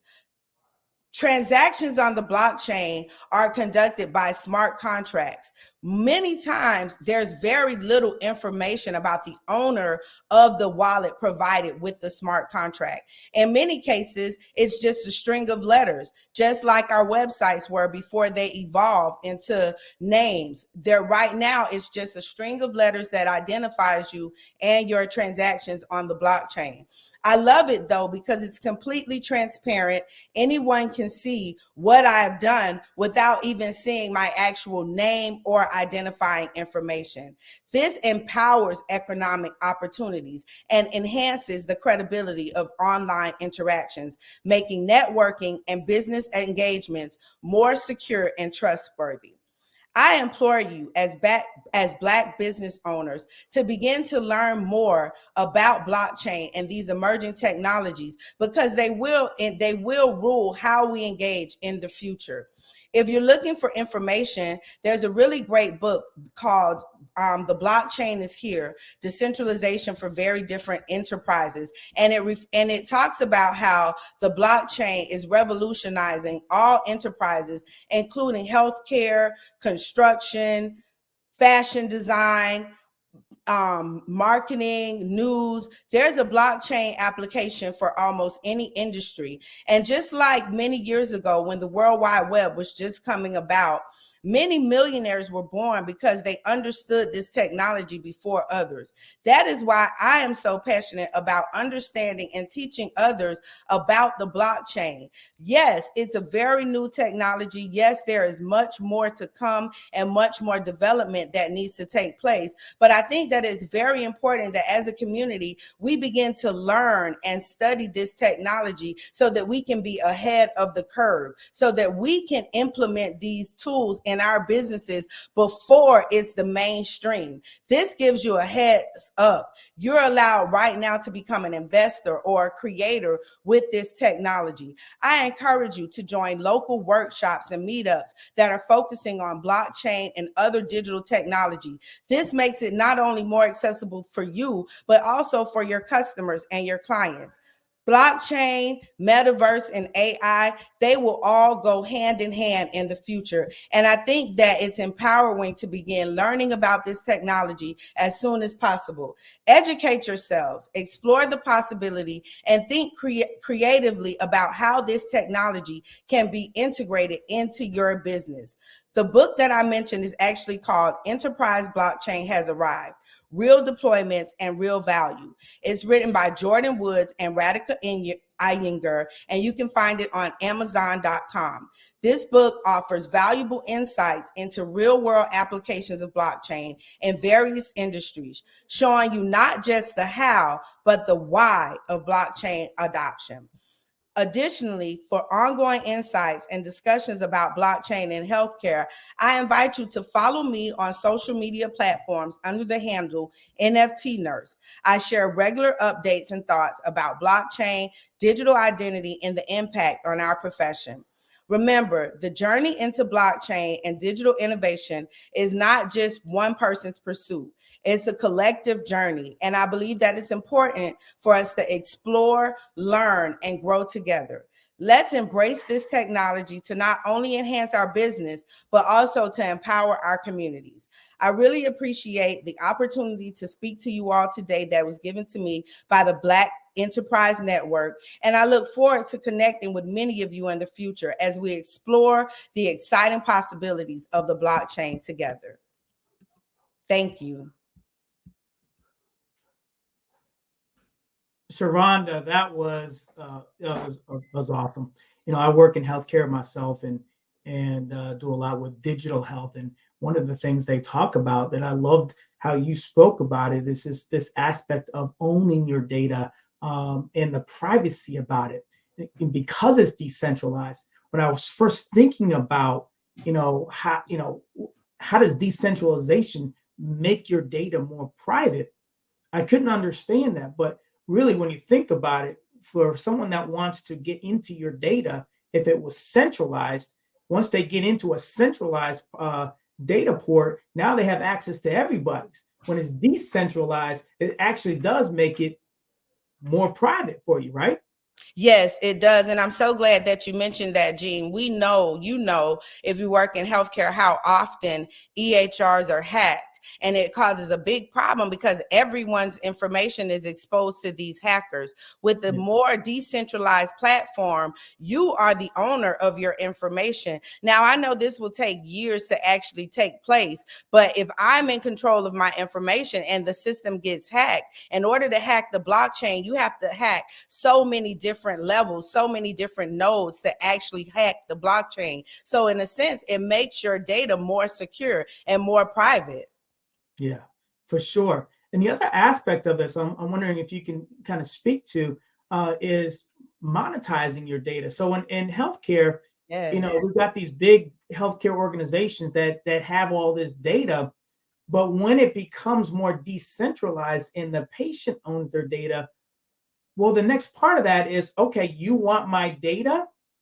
Well, what can we work out? Is there a piece to that where, you know, the healthcare or the IDN systems out there, the hospital systems, right, are getting all these bonuses, you know, for meeting healthcare, you know, goals that they have, right?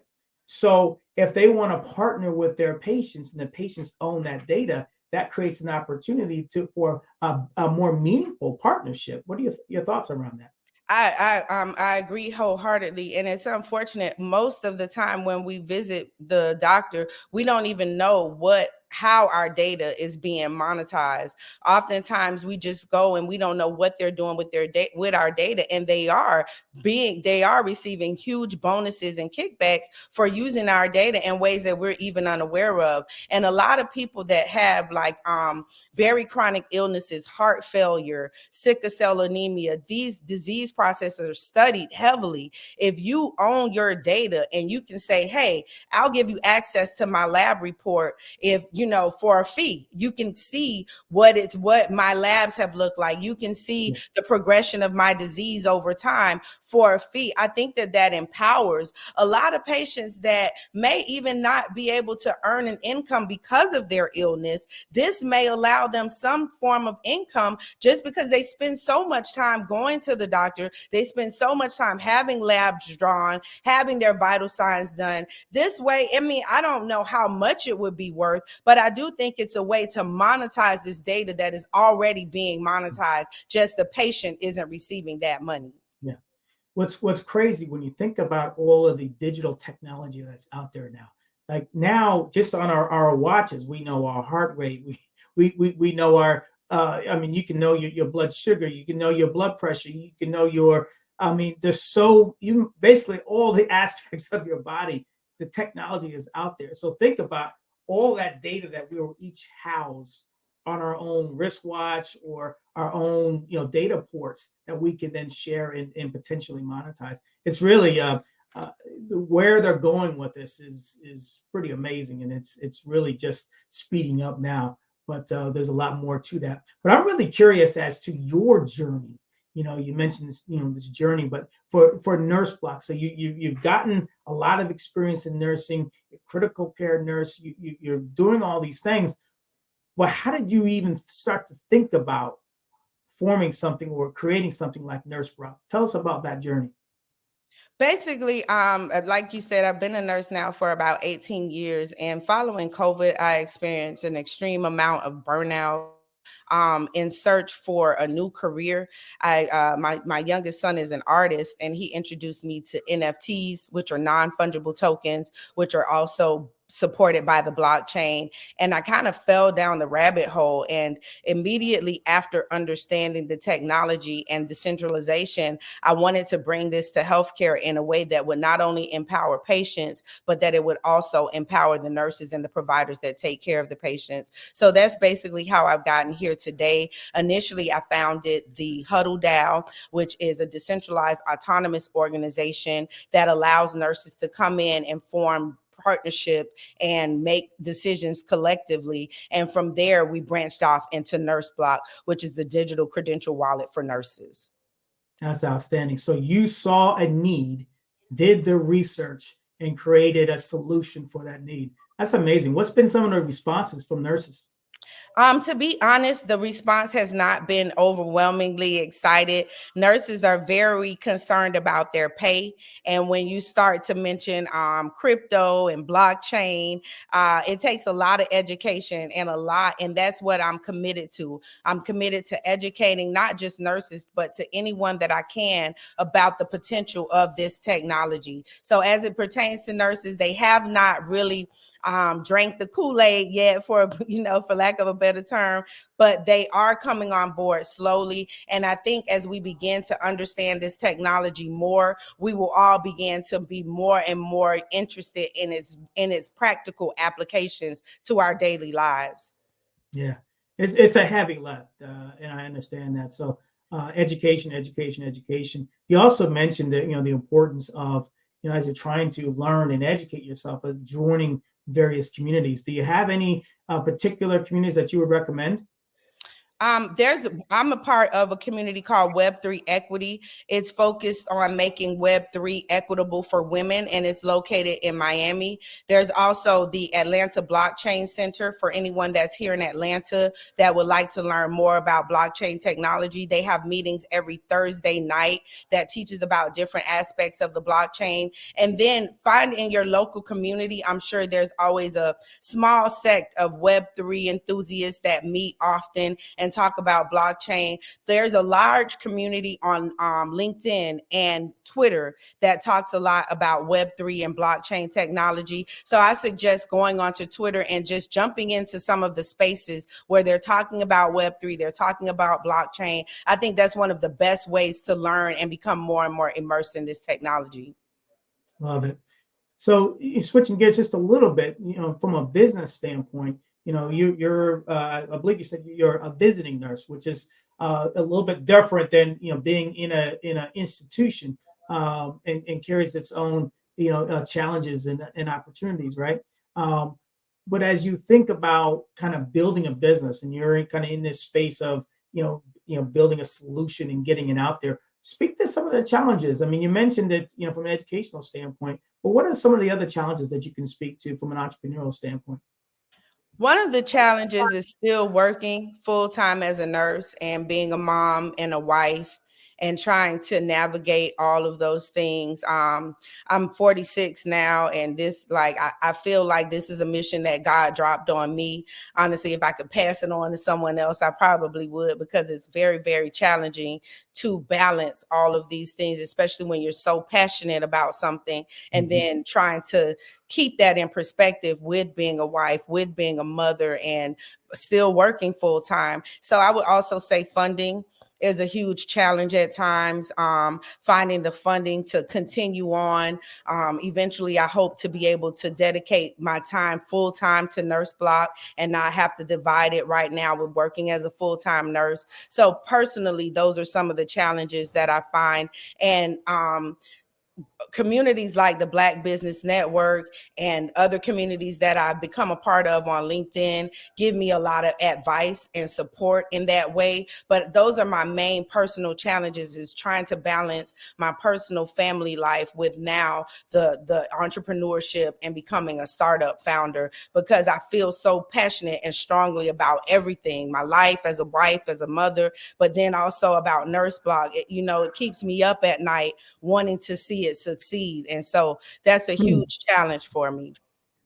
So when you mention, you talk about passion, I think that's so critical when you think about entrepreneurial pursuits, because especially when you have a full-time job, anything outside of that, if it's another job, is going to be draining. But when you're passionate about something, doesn't that almost give you even more energy to do the things that you have to do? Because I'm sure that there's some late nights, early mornings. You got to fit all this stuff in around your job.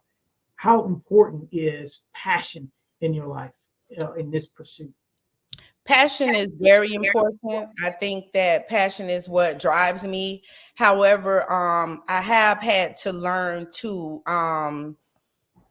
how can I say this? I have had to learn how to kind of curtail that passion sometimes, because I can get in a tunnel where I block everything out. And this is the only thing that I'm thinking about and focusing on. And then other things in my life start to lack. So I think that passion is extremely important, especially when you are trying to make other people feel your dream and see your vision. I think passion is the number one thing. They have to see that you believe in this with all your heart and that you're passionate about it. And then I also think that there's a skill to learning how to curtail that passion and keep it at bay when you need to keep it at bay. Because I mean, honestly, I work overnight and I could go days without sleeping just to, do something for Nurse Block. And sometimes that can get dangerous. So I think that although passion is extremely important and it's definitely what is pushing me, I'm trying to learn how to keep it in control at times. Yeah, it's passion is it's like a burning bright light, right? It's always burning, and sometimes you get feedback that hey, you know what, hey, we're over here, but it is so critical to have that passion and have that belief in what you're doing. So congratulations to you and Thank success you. you're, Thank you so much. you're having to date. But let's keep it going. We have a few more minutes. As you think about juggling, as a lot of this audience are entrepreneurs. You're juggling a full-time job, and the last speaker kind of spoke about the importance of and the value of having a part-time, and being able to get into this entrepreneurial space on a part-time basis.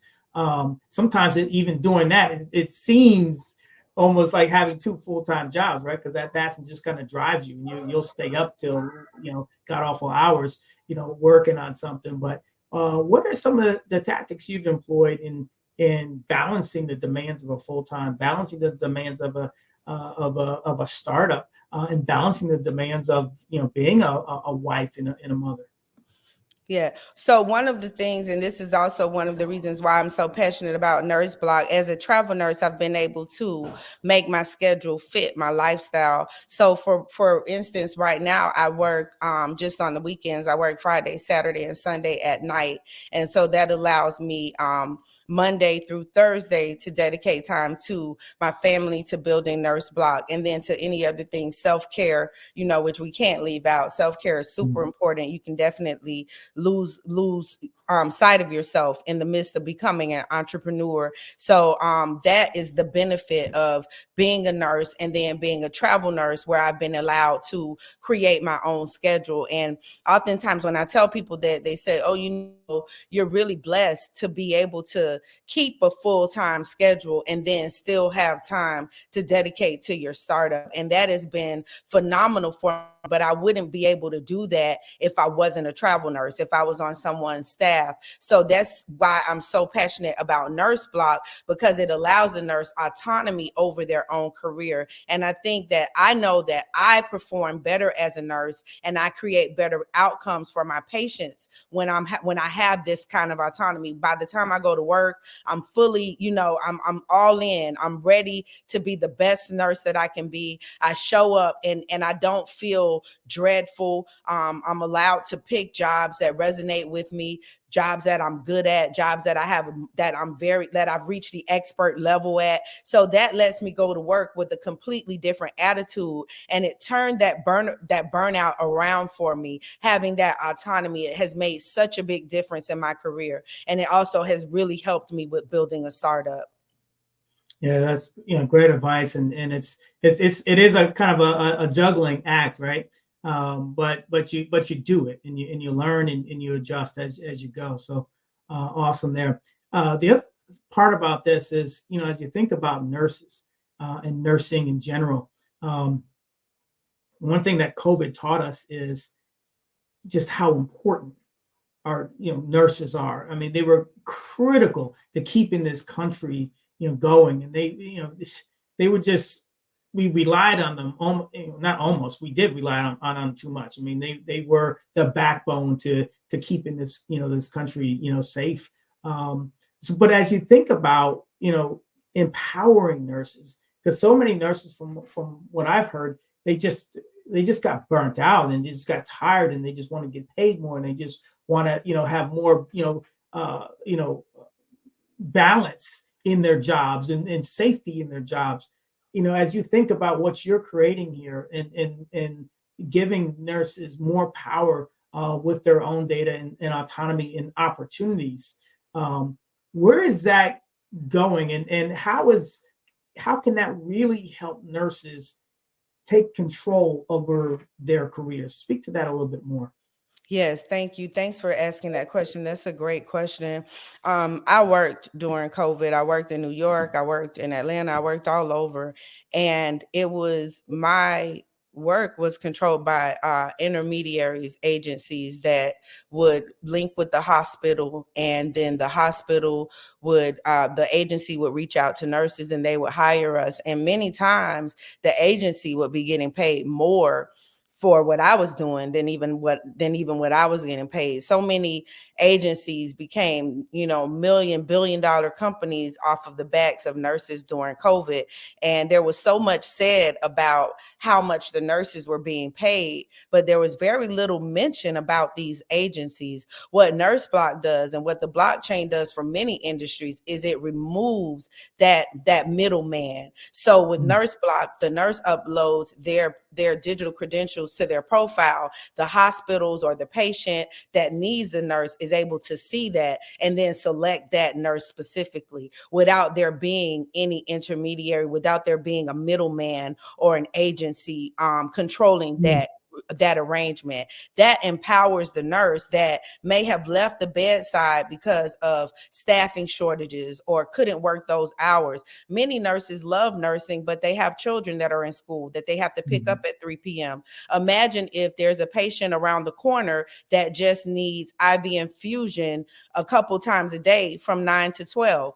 That nurse could easily accommodate that patient, feel very good about what they do, get paid directly from the patient, and then there's no need for the middleman controlling that. So that is what I believe the future of healthcare will look like. I believe that there's a more and more with virtual health and digital health. More healthcare is beginning to take place outside of the hospital. And what COVID proved to us is that there's no healthcare that can be provided without a nurse. So whether you're in the hospital, whether you're at a clinic, wherever you are, what NurseBlock wants to do is have a nurse that can come to you. So it not only empowers the patients to find the right nurse, and empowers the nurse to find the right work setting, the right time, and even the right patient for them. I think this is, amazing, because I know I hear it all the time, just the frustration and this nurses just being so tired. But on the other part of this, from a hospital system standpoint, I would think that this would allow them some flexibility as well, versus trying to hire nursing staff and you got the constant turnover. If you had kind of more of a partner or a place where these hospital systems could go to say, hey, you know what, we have a need here for staffing during these hours. Yes. There's that other side too. I mean, personally, as nurses, you would have greater autonomy, creating opportunities for yourself. But speak to it from a hospital standpoint and what the constraints that they're under, and from a budgetary standpoint, from a staffing shortage standpoint. This would also provide that aspect, greater flexibility and greater opportunity for them to meet their needs, right? Yes. And maybe they just needed a nurse for lunch relief. Maybe they need an ICU nurse on Monday from 12 to 4. They may not need the whole 12-hour shift. As you age, and this is something that I talk about a lot, nursing is very, very challenging physically, mentally, and spiritually. 12-hour shift for a 65-year-old may not be as easy as it is for a 20-year-old. But if maybe you only needed a nurse for 4 hours or 5 hours, and you were able to log on to our platform and find the nurse that has the credentials, the CEUs in the background that you need, and hire that nurse directly without any middleman on an on-demand basis. I work for a couple apps that allow me to go to surgical centers. Like the day before they need a nurse, they put the request on the app, and then I select the app. Now that is what we want to do with NurseBlock, but in a decentralized way. The apps I work for are centralized. They have all my information, and they have all of the hospital's information. NurseBlock is offering a decentralized solution where I have my information, and I allow certain hospitals to see it, and they can choose to reach out to me if they need me for a shift. Perfect. And speaking of that, where can they find you if they want to get in contact with you? Well, you can find me on LinkedIn, Sharonda Davis, RNBSN. I'm also on all social media platforms as NFT Nurse. And what I would really like to ask is if you have any nurses in your family that are interested in learning more about blockchain or just want to keep up with emerging technology, please go to our website, nurseblock.io. IO and sign up for our wait list. We really want to have nurses as a part of this revolution. Well, Sharana, it has been great. You're doing something great. You're doing something wonderful that's needed in the market. So best of luck to you. And as we love to say on this network, genius is common. I'll see you on the other side. That means so much to me. Thank you. Thanks for the opportunity. Thank you. All right, it's that time to promote why we are here, and that is to promote the scholarship. The Black Business Expo's mission is to raise funds for high school seniors going to college or K through 12 entrepreneurs. So this expo is a fundraiser for students. So you may go to www.blackbusinessexpousa.com to donate to the scholarship fund, or use Cash App, and that's on the screen below. That is $BBXUSA. Our goal is to give laptops up to $5,000 to 10 students. Students can register online at www.blackbusinessexpousa.com. So every dollar counts. So donate a dollar or more. So we want to remind you to donate to the scholarship fund, please. Yes, and we also want to thank our very important people, and that is our sponsors to the Black Business Expo USA. So that is NC100, thank you. Moody Capital Partners, thank you. Suede Soul, thank you. Lotus Richer Coaching and Training, thank you so much. Hello LLC, thank you. Carolina, Virginia Minority Supplier Development Council, Step Management, BHS and Associates, thank you all. 5-Star BDM Media, Margie McLean Foundation Incorporated, Genius is Common, thank you all. Earth Essentials, Malane Shani Global, Executive Women Success Institute, thank you all. The Quality Coaching Company, Superwoman Business Services, Creative Force Studios, thank you so much. And Lee Entertainment, Artistic App Design, and of course, the Black Business Expo USA. Thank you so much to our sponsors. Without you, we can't do what we do. So we thank you from the bottom of our hearts. Genius is common. We'll see you on the other side.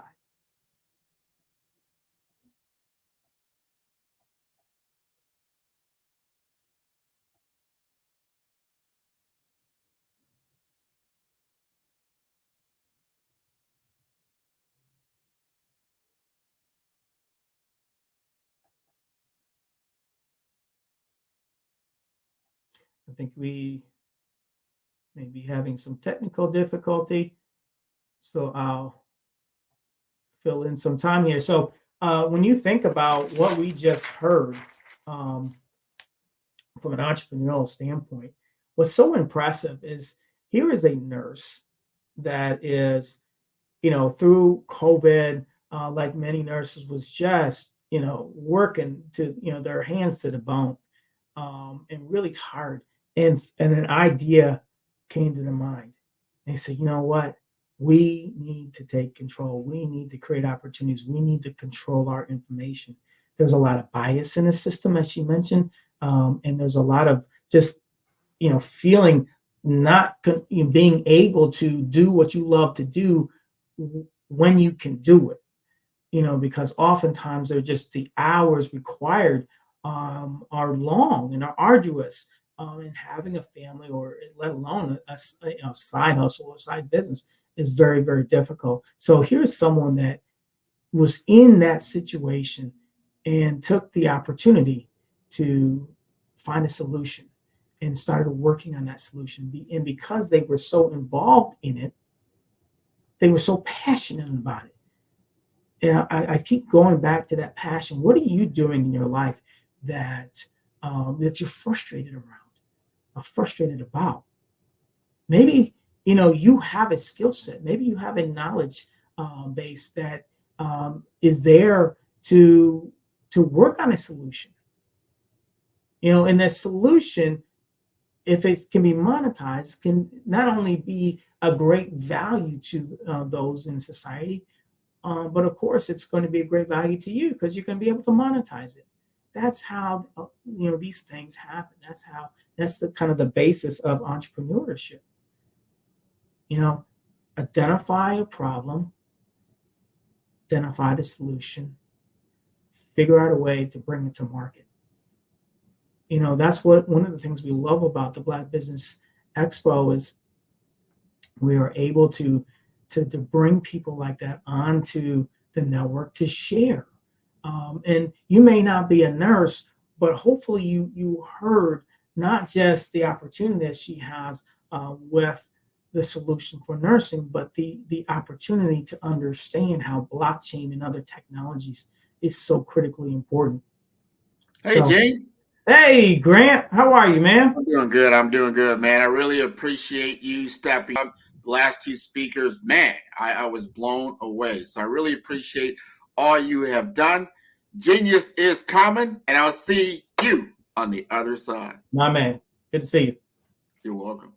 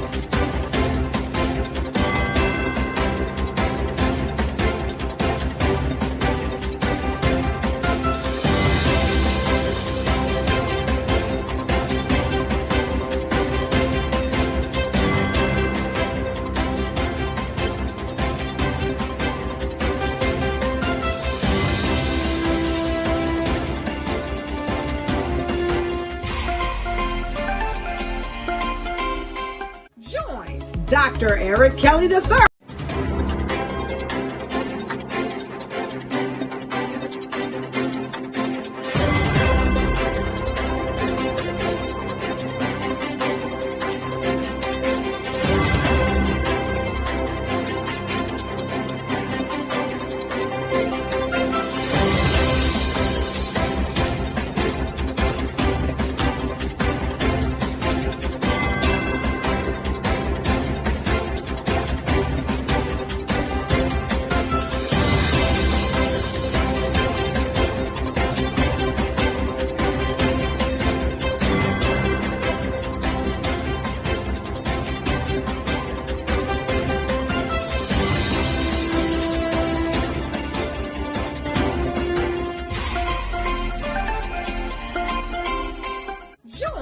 Dr. Eric Kelly III and a host of phenomenal speakers from all around the globe for this 7-day virtual event that you don't want to miss.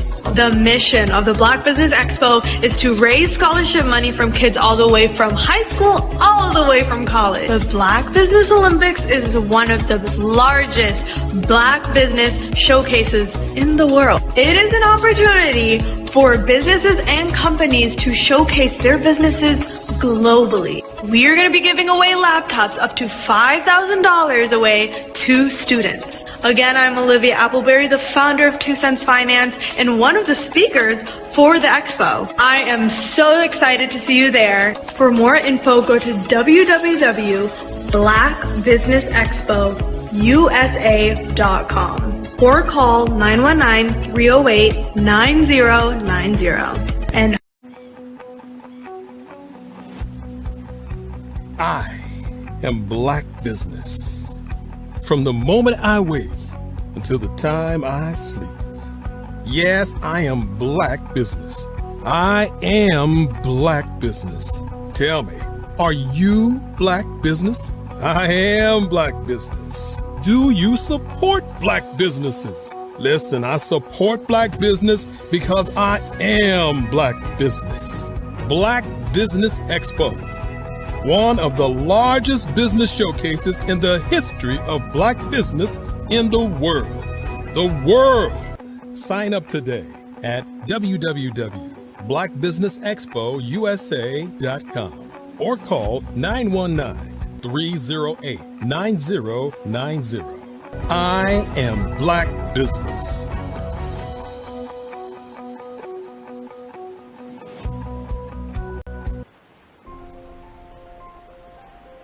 What if you could build your own city? A place where every child can find nurturing people to help them achieve their full potential. A place where every adult can access job training support, where health education is abundant, where social justice ruled the land. A place without limitations. Welcome. You have arrived at STEM City, USA. It is what every city should be. A safe and trusted community where you find people and resources to help you become everything you are and beyond. STEM City is unlike anything you have ever experienced.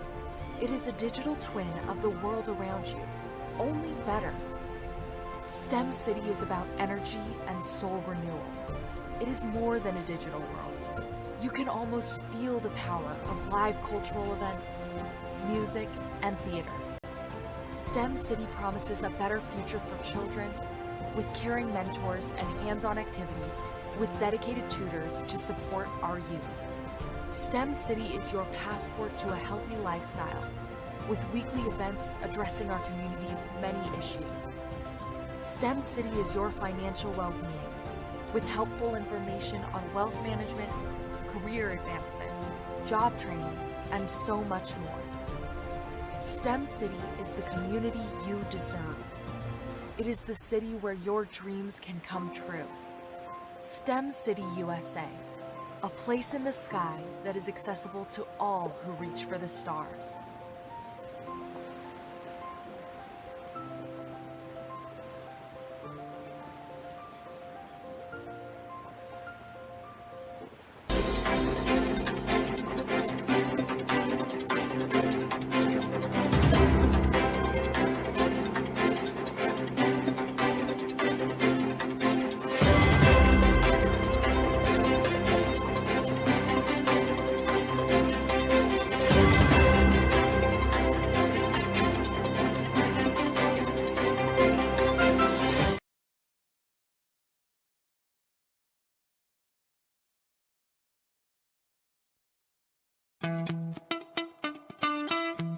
How many times have you been asked to help someone you didn't even know, a student, a business entrepreneur, or did you ever even ask, where did they end up? That business, that friend, that entrepreneur. Well, just maybe they ended up in a gang, bankrupt, homeless, or worse, dead. Maybe they turned to crime, drugs, and alcohol. Did you ever wonder? Did you destroy their dream, or was your life always so easy? At the Black Business Olympics, we started a movement to help students complete. Give them hope and foster success. Help them to leave their dreams of providing laptops, computers, and up to $5,000 in scholarship funds. Today, we ask you to help a student, a business owner, or an entrepreneur to realize their dream by sponsoring them, supporting them, and buying from them. Consider this. With $1.6 trillion in our Black community, we only ask for a small donation for our students, our businesses, and our entrepreneurs. And you can change a life today. So I ask you, what are you going to do? Sit on the sideline and watch our students in high school be losers, miss out on their dream from lack of resources? Or are you going to donate to the movement and change their future and yours as well? Give us a call today at 919-308-9090. Change their life by investing with action to the Black Business Olympic Fund. The Black Business Olympics, one of the largest business showcases of Black business in the history of the world.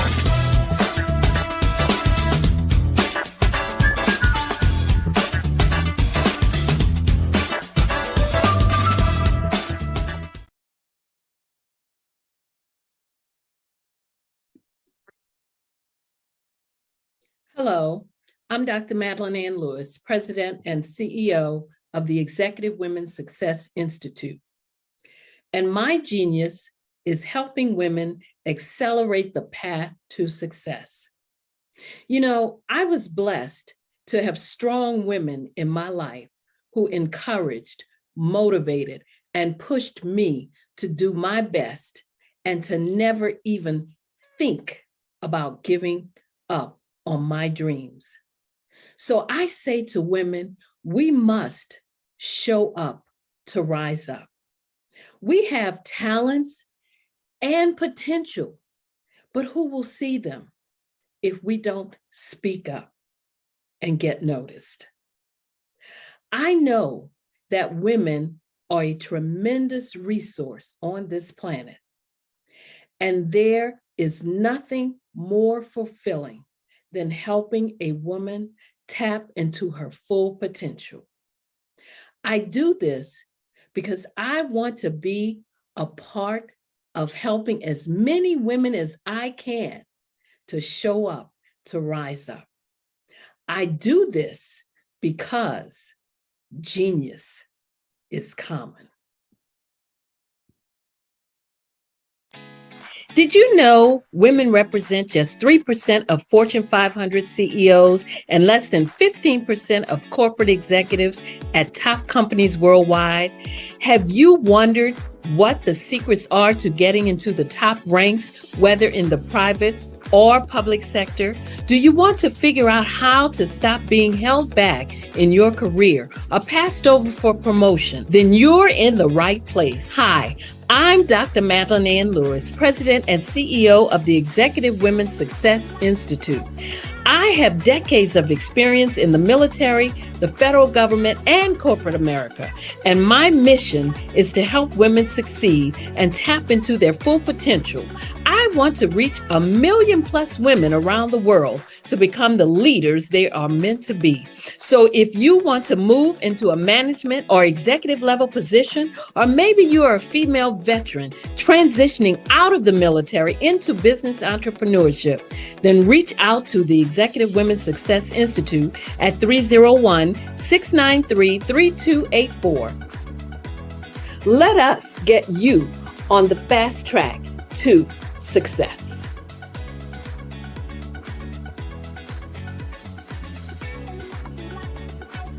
Hey guys, my name is Caden. I'm the CEO of Caden Teaches, and my genius is teaching kids about financial literacy. Throughout my financial products, such as my financial flashcards, my activity book, and my newest project, my financial bus, which I bought. And on the bus, it has a mock bank where kids will learn how to deposit and withdraw money, a mock grocery store where kids will be able to learn how to have a family budget, and a mock stock exchange where kids will even be able to learn how to invest in stocks. Now, I decided to start teaching kids about financial literacy because I find that most kids graduate high school without even knowing the basics about financial literacy. And I feel if I were to teach kids about financial literacy, that I would be able to help kids tap into their genius. And I actually learned about financial literacy to my dad because I would go to business meetings with him, and I would always see that they were talking about financial literacy. And at that point, I didn't understand what financial literacy was. So I took it upon myself to learn about financial literacy and teach it to kids in a way that they could understand. But I want you guys to help me help kids tap into their genius by going to my website, cadenteaches.com, and you can sew into me in my financial bus by going to my GoFundMe link. And remember, if Caden can, you can too, because genius is common.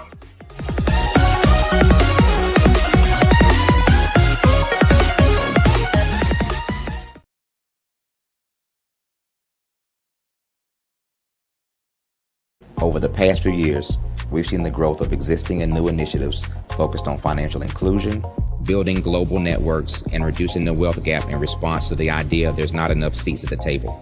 Whether their outcomes are to increase the representation of Black executives on corporate boards, ensure an inclusive global economy, or to create new U.S. African commercial pathways.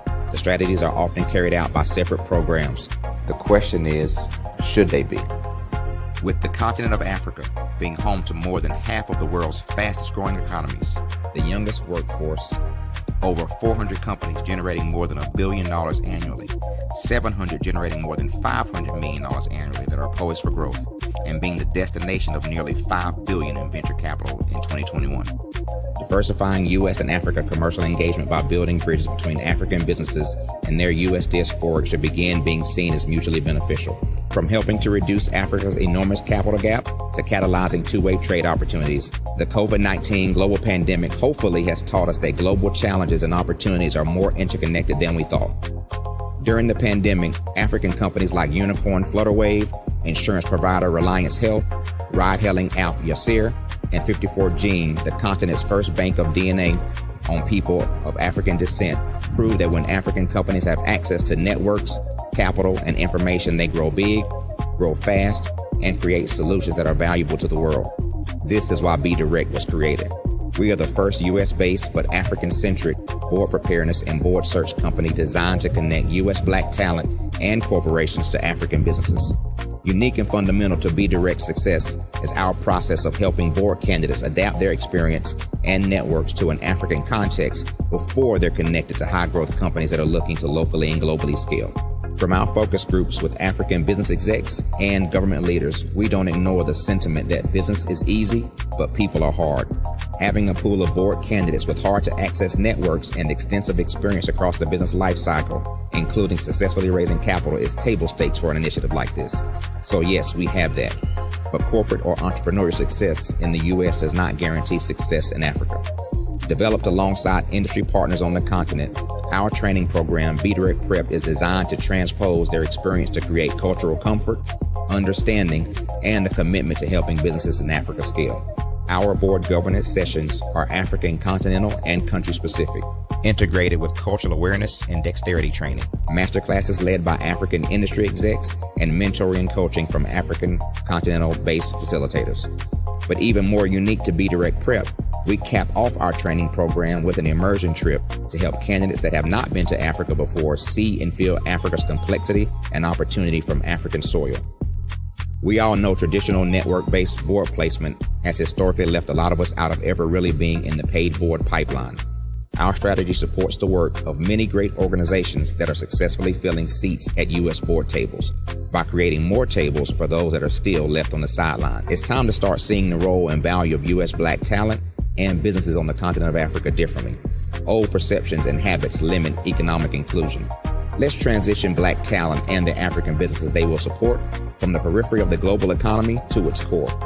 Living in a global lockdown, we all know now how fast local and global economies can change, and see the value of having businesses that hire, strengthen local value chains, and even grow globally. Status quo in any form holds back progress. We must democratize U.S.-Africa commercial engagement by socially and economically connecting cultures that have long been disconnected. It's time for Africa's U.S. diaspora to redefine their global value by helping African businesses scale continentally and globally.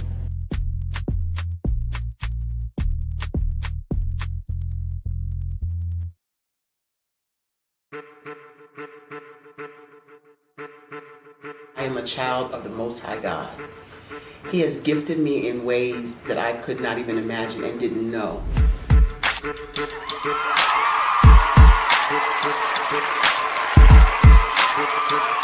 There was a time when I didn't know who I was.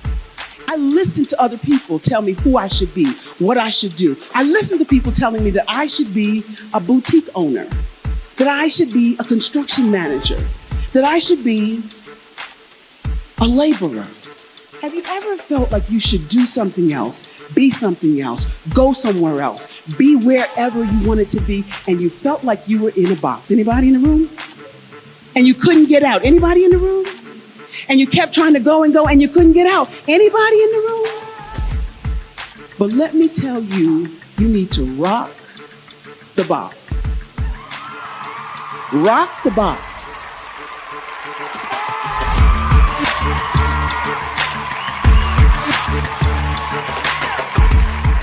I am engaging, inspiring, and empowering.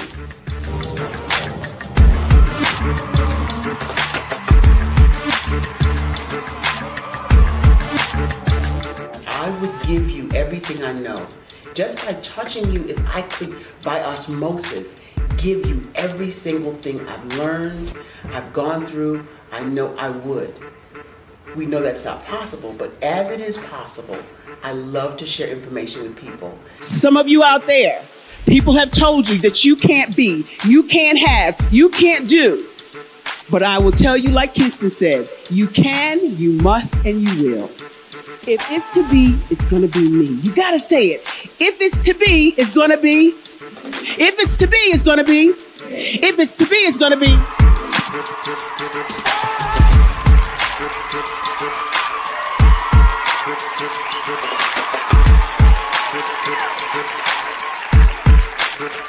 Barbara is because she believed what her mama said about her and not what other people told her.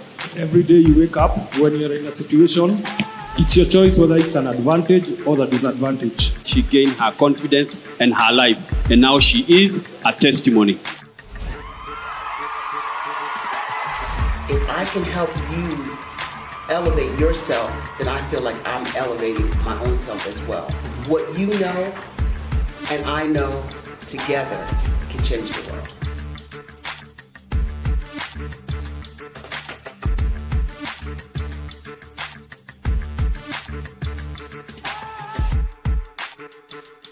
I was born in a little village on the island of Haiti.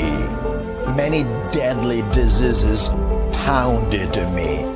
It is as if they were on a mission to end my existence on this earth.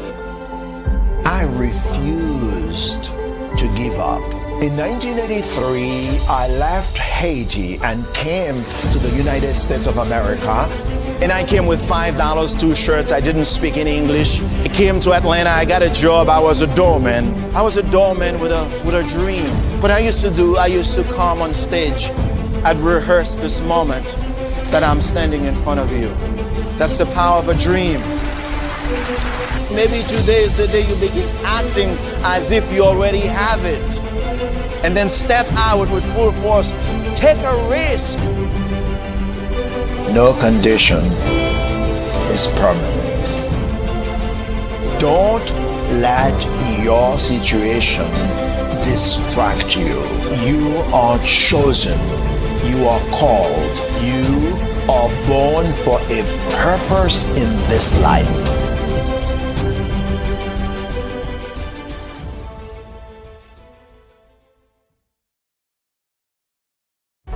Cash flow. 5, 10, 10, 75. I use the cash flow app to keep track of my charities. Cash flow 5, 10, 10, 75 helps you manage expenses, helps keep track of charitable giving, helps you save your money. Cash flow 5, 10, 10, 75. Download it today.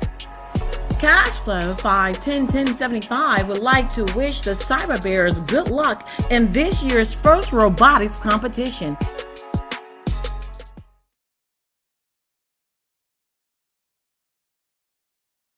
Absolutely. So our coaching program help people that have the lack of time, that lack strategies, and lack the confidence to go after their dream life. So we help them implement tools. We help them implement, I love to leave the inherited lack of finances or the education behind finances. But it wasn't until I lost my firstborn, my only son, that life changed for me.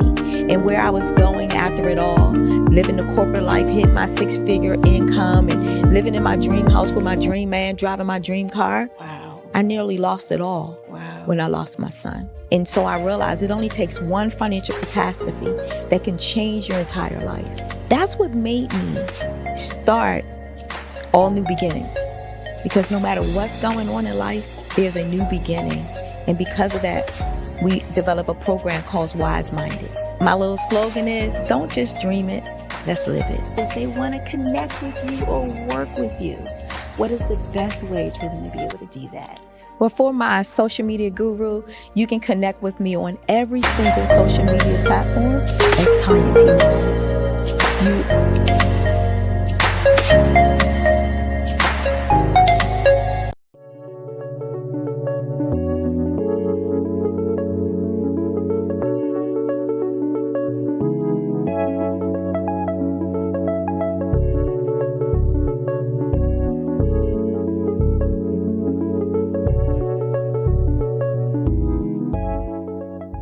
Passion has been around helping communities of color and historically underrepresented and underserved communities, minority, rural, veterans, persons who are differently able, in the intersection of education, innovation, technology, industry, and let's throw some entrepreneurship in there just for fun.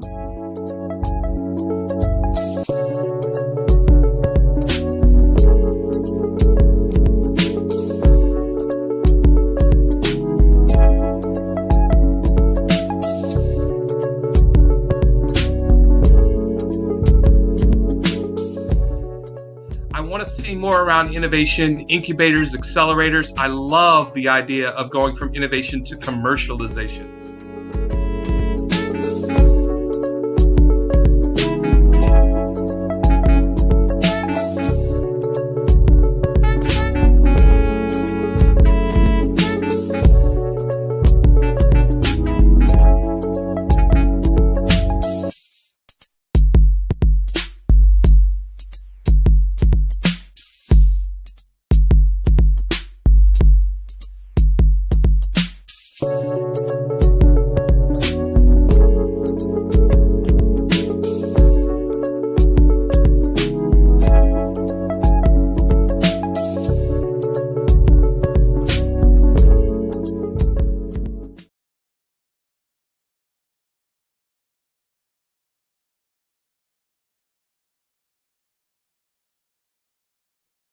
Hey everyone, it's Grant McGaw, CEO of 5-Star BDM and host of the award-winning Follow the Brand podcast and TV series, where I help you to build a 5-star brand that people will follow.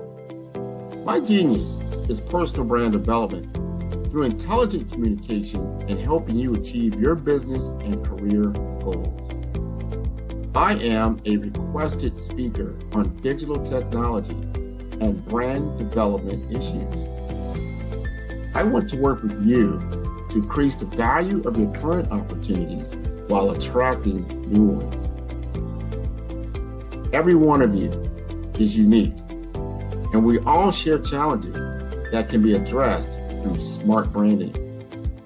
As a super connector, I work with you as an executive coach to guide you along the complicated business and career development road, providing the enhancement tools and information you need to succeed. Together, I will help you succeed in today's challenging business climate. I will evaluate and measure your progress.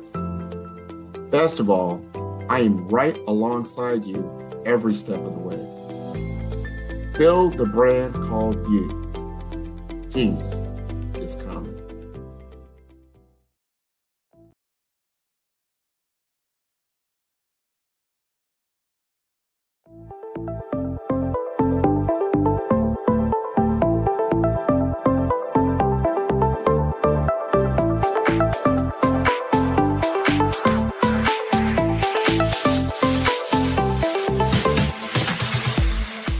You need to be messaging and communicating to a lot more folks and getting them committed to you as a brand and feeling that you are trustworthy, as a subject matter expert, and for their needs and their pain points. That says, look, here are my pain points. Here's the problem that I have that I don't want, or the benefit that I want that I don't have.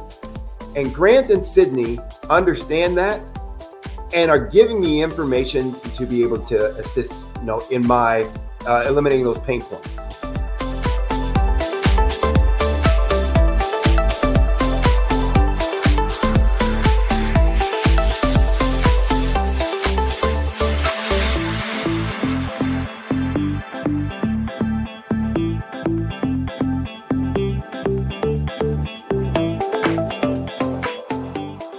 going to get a lot out of this workshop. We're going to show you ways that you can begin to look at this particular problem, that you can apply different formulas, techniques, and skills. They're going to get you to that next level. And then you'll understand the value that we're bringing.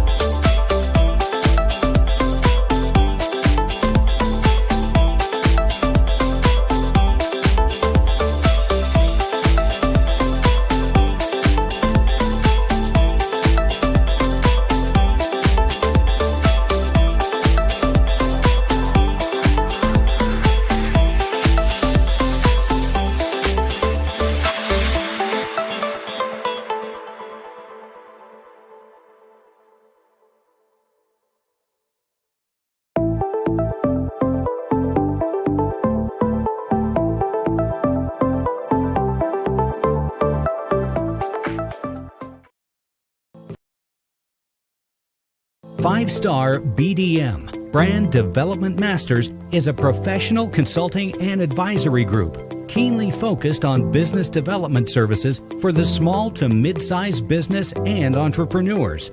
Although every business is unique, they often share business development challenges that can be addressed through smart branding. Services include process improvement and operations, digital strategy and transformation, business intelligence, digital marketing, and personal branding.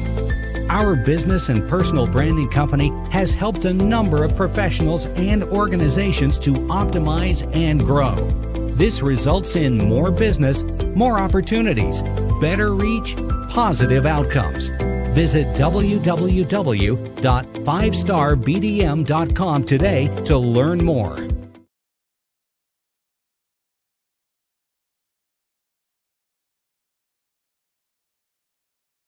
Follow the Brand TV broadcast host, Grant McGaugh, as he visits with top executives and entrepreneurs to find out their secrets of success with their personal brand. Follow the Brand TV broadcast host as he focuses on brand development to build better relationships, bring value to your business, relationships, and career. You will enjoy listening to each episode that is tailored to speak to you directly. If you're looking for this type of clarity in terms of building your brand, you have tuned into the right station. Each episode will help you to shape a conversation in the 5-Star BDM network of 20,000 professionals and become a springboard for your corporate engagement and business opportunities. Each guest will frame their story in the areas of personal branding, business development, career development, financial empowerment, and technology innovation. Grant McGaugh explains why he is the CEO and owner of his own professional career. Grant is an accomplished business leader and entrepreneur who wants to give back to individuals to grow their personal brand strategy. Tune in as he weaves his story about new possibilities, while to you exceed expectations. If you love storytelling, this show will make for fun.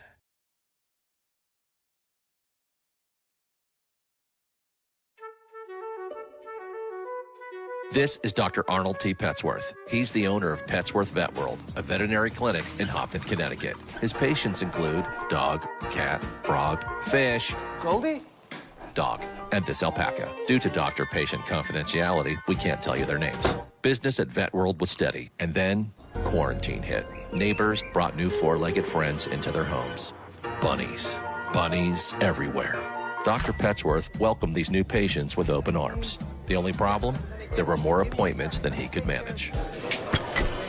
That's when Dr. Petsworth turned to his American Express business card, which offers spending potential that's built for his changing business needs. He decided to hire a new assistant, Julio, and with spending power built for business purchases, he used his card to furnish a new exam room. Together, Dr. Petsworth, Julio, and American Express Business made sure all the pets of Hopton got the love and care they deserved. And everyone was happy. Get the card built for business by American Express. The Black Business Expo's mission is to raise funds for high school seniors going to college or K-12 entrepreneurs. This expo is a fundraiser for students. please, you may go to www.blackbusinessexpousa.com to donate to the scholarship fund or use the Cash App at $BBXUSA. Our goal is to give laptops and up to $5,000 to 10 students. Students can register online at www.blackbusinessexpousa.com. Every dollar counts. Please donate to the Black Business Expo USA Scholarship Fund.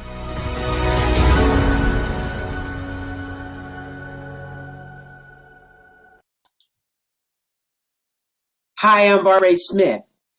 Genius is common. My genius is executive coaching and professional corporate training.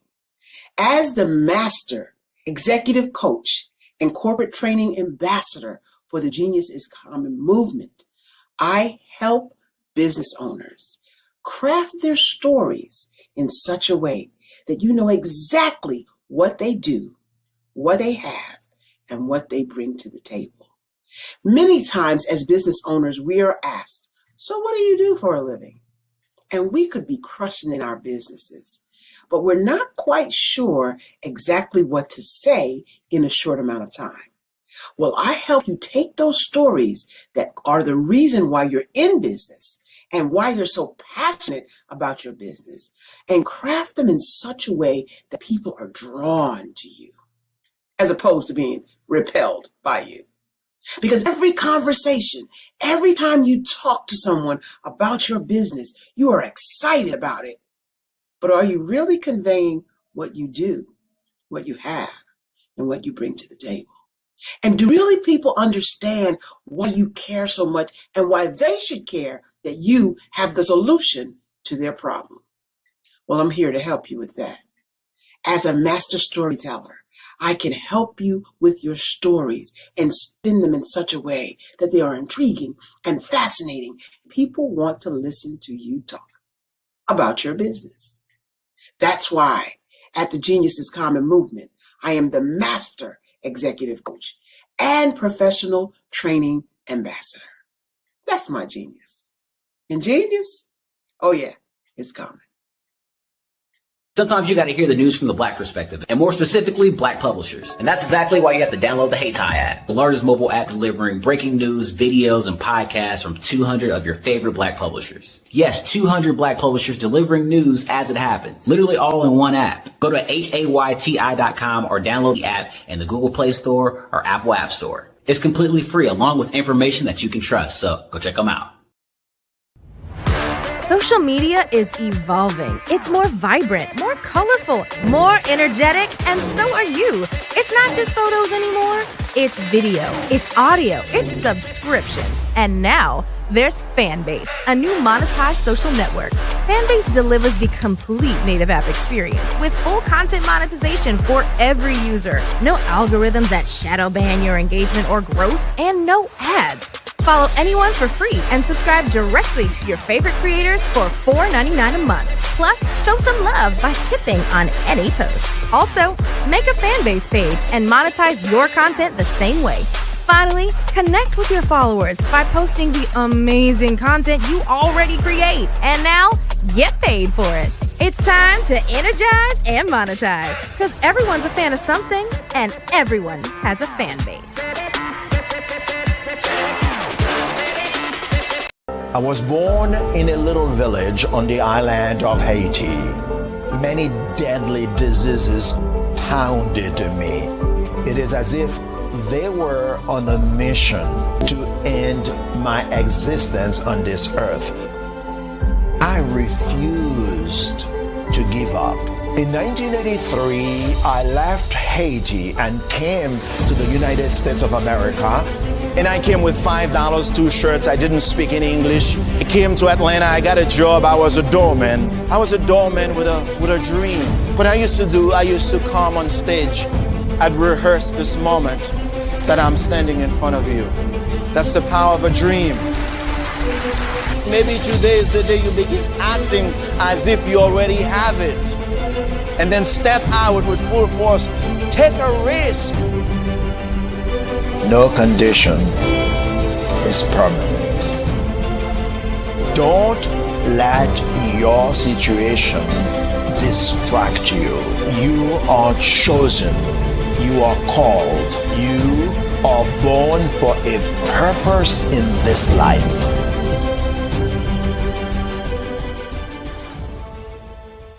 I'm Ramon Ray, founder of Smart Hustle Magazine and smallbiztechnology.com.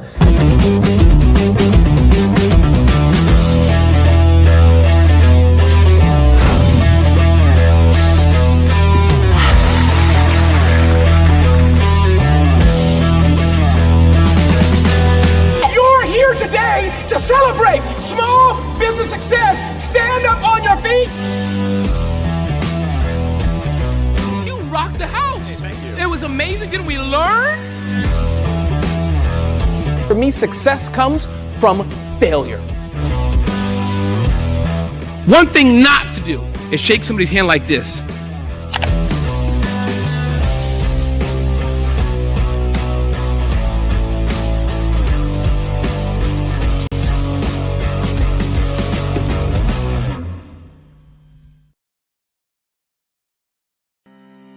Are you aware that showing off your expertise can gain customers and position you as an expert in your industry?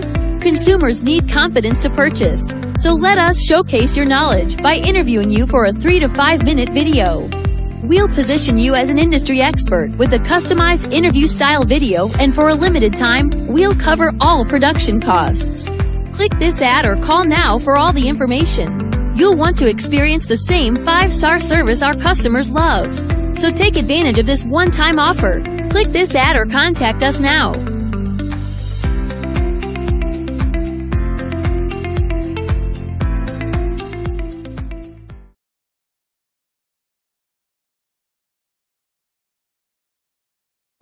Ladies and gentlemen, and fellow professionals, please allow me to introduce myself.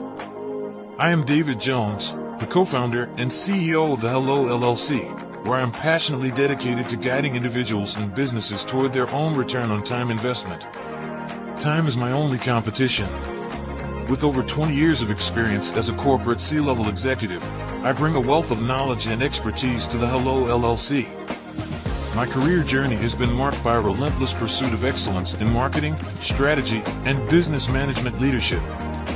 I have had the privilege of working with renowned Fortune 500 companies such as Xerox, American Airlines, Hilton, and Geico. However, what truly drives me is the transformational work we do at the Hello LLC. We are pioneering a new approach to business in the metaverse, where we empower businesses and individuals to build strong foundations, automate their processes and systems, while thriving in the ever-evolving digital landscape. More than just a 3D digital marketing agency, the Hello LLC is truly a community built on love, kindness, and integrity. We want more for you than from you. As I often say, collaboration is the new competition. In an era where time is the most precious commodity, I am here to guide you toward your own return on time investment, because if time was sold in stores, it would be sold out. With a deep commitment to excellence and a strong belief in the power of community, I don't just lead a company, I lead a movement into the future of business. Ladies and gentlemen, it is both an honor and a pleasure to be your guide on this remarkable journey. I am David Jones, and together, we will embrace a future marked by success, collaboration, and the transformative work we do at the Hello LLC. Hello stands for helping everyone live life optimally. So, let's make that pivot together and start living life optimally. Today.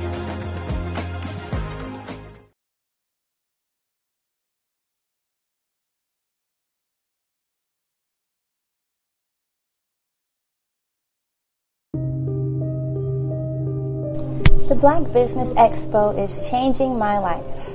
This year, they are giving away laptops and even $5,000 in cash to students just like me.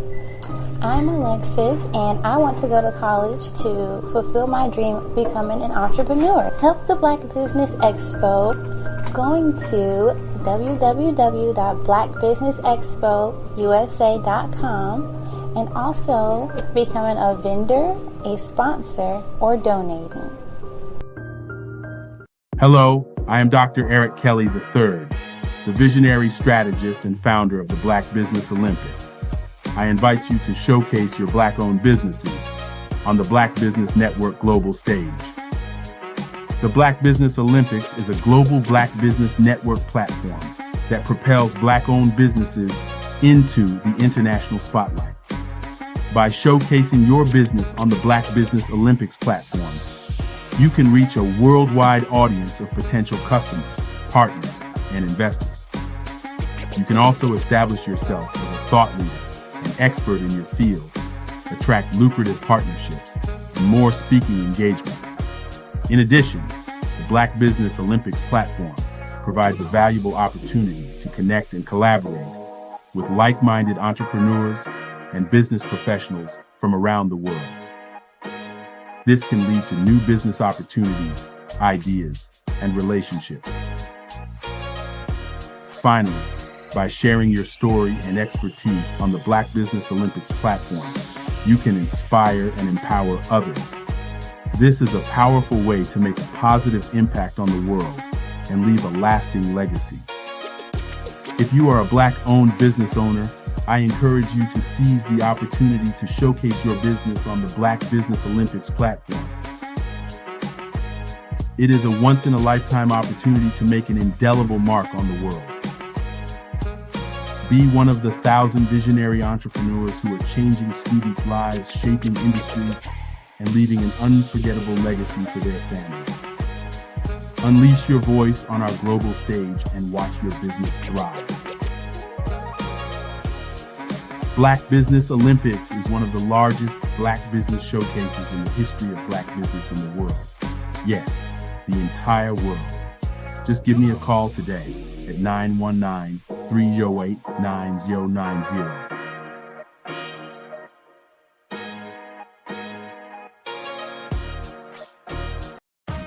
Are you an innovative entrepreneur or business owner ready to embrace the future of business transformation?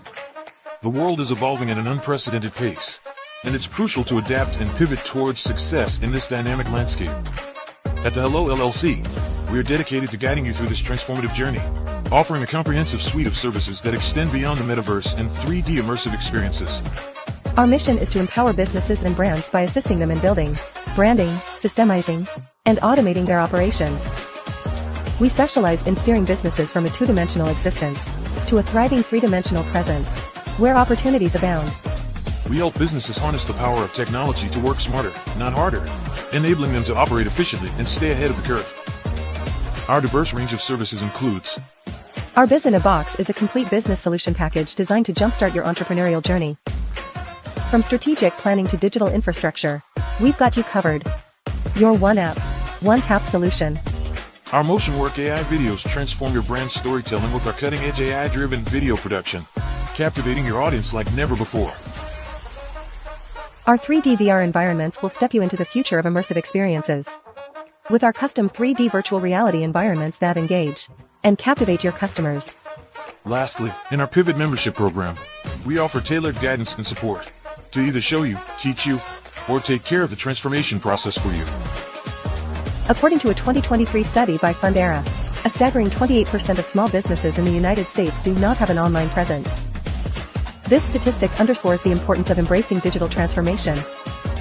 Having a website is more than just an online presence, it's a gateway to unlocking numerous benefits, including reaching a broader audience, showcasing your products or services, generating leads and sales, establishing trust, providing customer support, and maintaining competitiveness within your industry. The Hello LLC is committed to helping you excel in all these aspects of modern business, not just limited to the metaverse alone. Why should you choose the Hello LLC to navigate this transformational journey? By partnering with us and harnessing cutting-edge technology, you can provide immersive experiences for your customers, expand your global reach, reduce operational costs, and enhance brand recognition, all while working with a company that holds integrity in high regard. Our commitment to ethical and principled business practices ensures that your journey towards success is not only innovative, it is also firmly rooted in trust and transparency. Don't wait. Take the first step towards a brighter business future. Contact us today to explore how we can support you in developing a remarkable digital presence and immersive experience that will leave a lasting impression.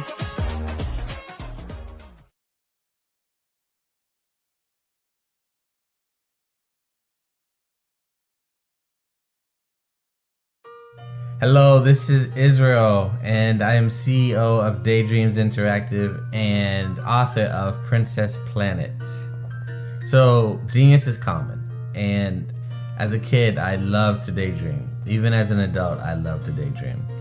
And when my daughter became 6 and loved princess characters, but we just could not find the diversity that showed her, we created our own characters. So, for instance, you have Princess Nulu right here. Princess Nulu is from Uganda, and her genius is that she loves to take care of animals. She can actually even listen and hear what they say. And then we have Princess Isabella right here.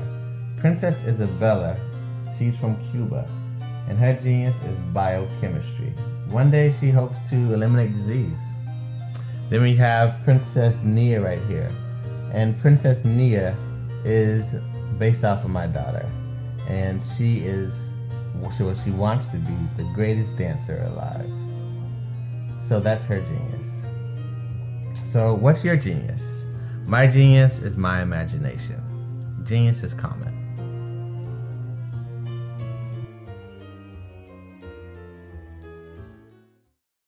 Artist to me is a creative expression of something from nothing.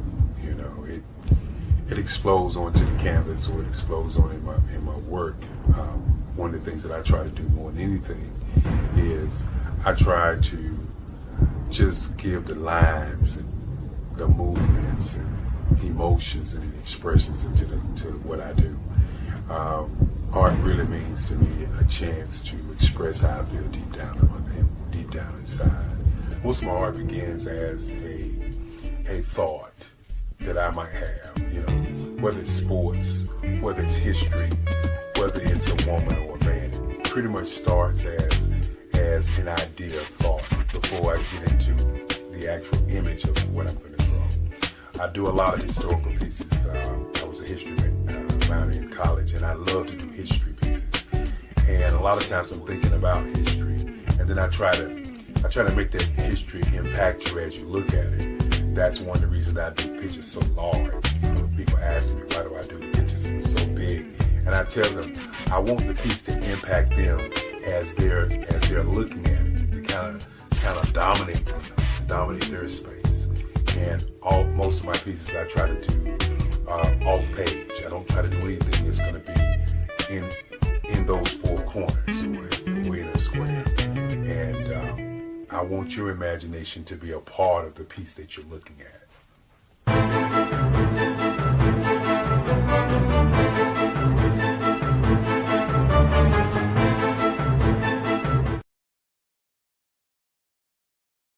I am from Washington, D.C., but I was raised in Durham, North Carolina. I came to Durham when I was about 5 or 6, and then I travel back and forth to D.C. because it's where my people are from. One of the unique things about my family is my mother, she's also an artist. She does quilting, and she does a lot of artistic things. And then my son, he draws with both hands, his right hand and his left hand like I do. So that's kind of a family trait. And then my other son, he's a videographer, and my daughter, she works, she's a regional vice president for Sunglass Lab.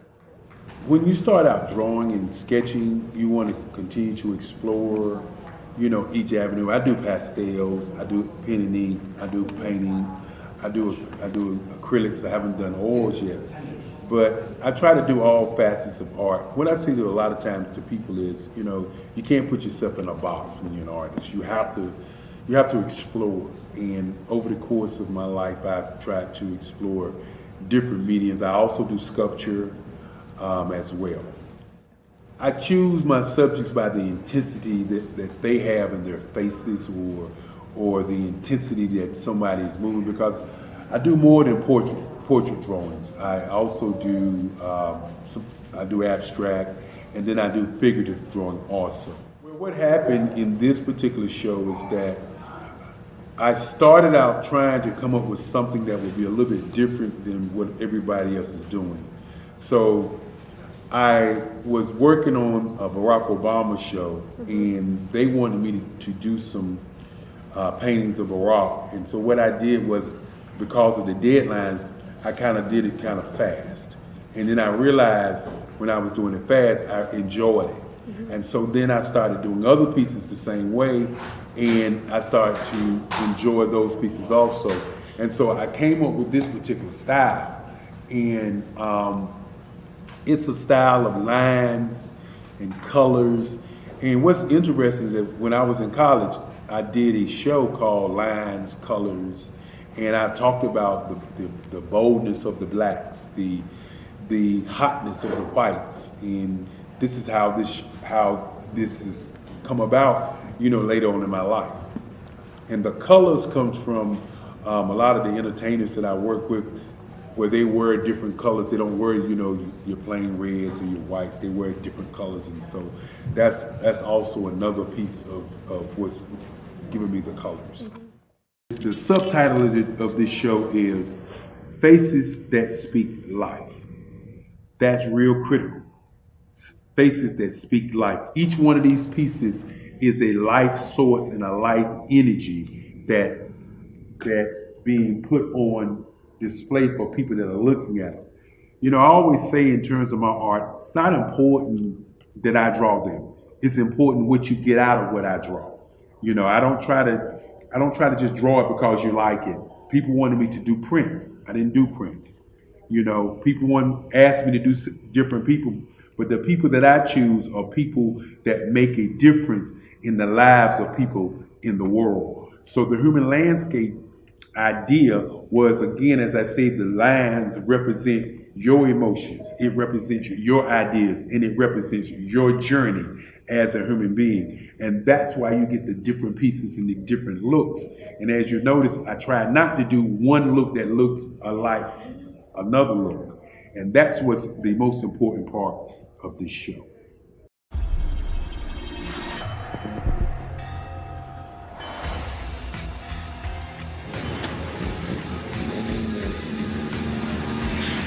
La connexion.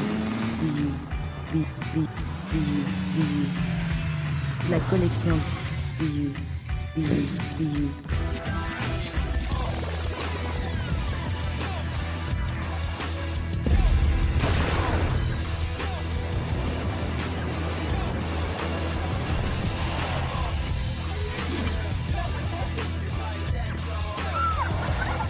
In a world obsessed with the cult of celebrity,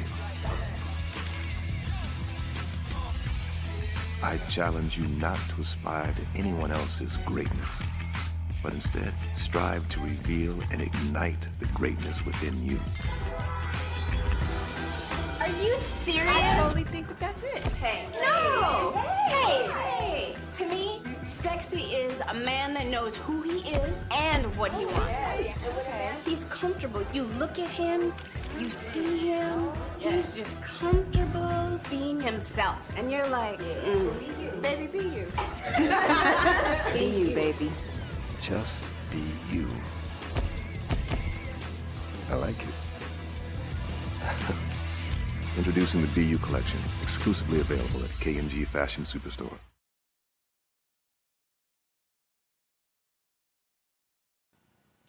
Hello, my name is Kiasi Helm and I'm 14 years old.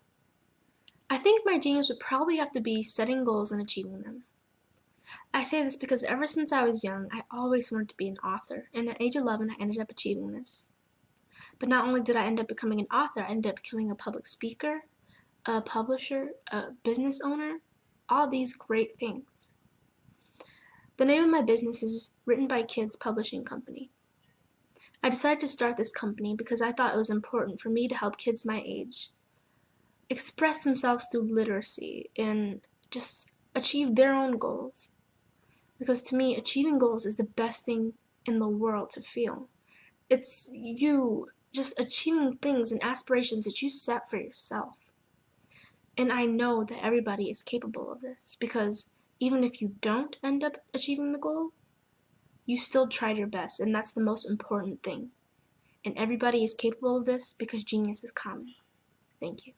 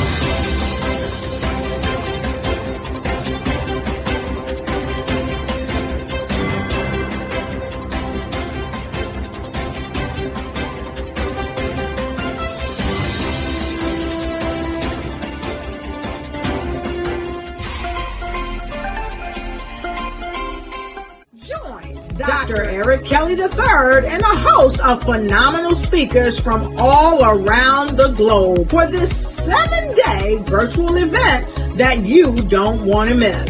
The mission of the Black Business Expo is to raise scholarship money from kids all the way from high school all the way from college. The Black Business Olympics is one of the largest Black business showcases in the world. It is an opportunity for businesses and companies to showcase their businesses globally. We are going to be giving away laptops up to $5,000 away to students.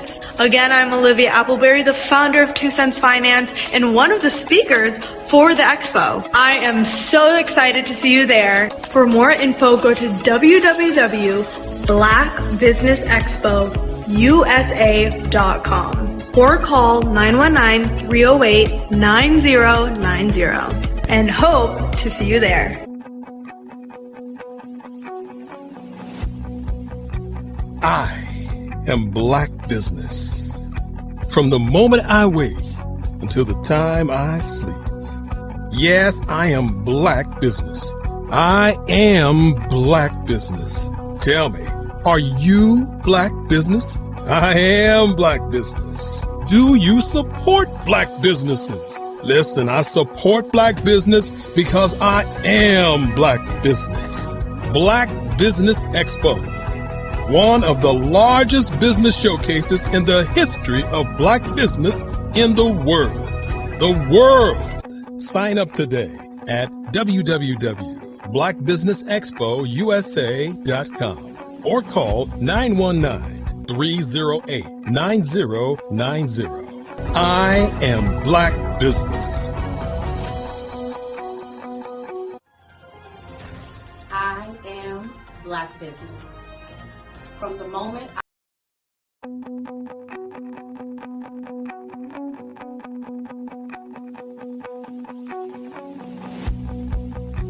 I am Black Business. From the moment I wake until the time I sleep. Yes, I am Black Business. I am Black Business. Tell me, are you Black Business? I am Black Business. Do you support Black businesses? Listen, I support Black business because I am Black Business. Black Business Expo, one of the largest business showcases in the history of Black business in the world. The world! Sign up today at www.blackbusinessexpousa.com or call 919-308-9090. I am Black Business.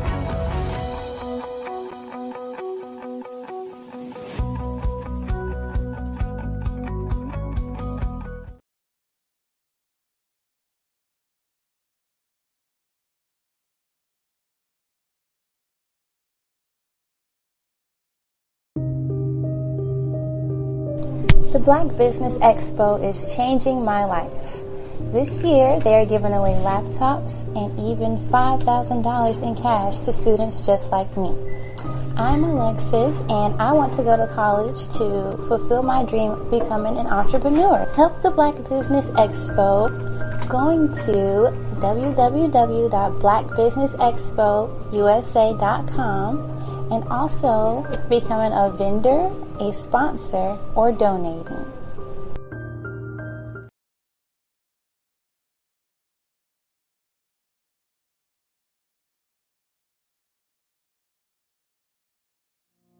Did you know that approximately 333.34 million businesses exist today, according to a report from 2021? And you may be one of those businesses, or maybe you're not in the business market yet, but you're aspiring to be a business owner. Oh no, I didn't even see it. You're in Why am I on mute? place at the right time. Because let's face it, everything is I'm about off mute timing now. and opportunity. I didn't even notice. Hi, my name is Dr. Lotus Richey. Of course and I'm not. the CEO and founder of the Lotus Richey Coaching and Consulting LLC, along with the Lotus Richey Ignite Show.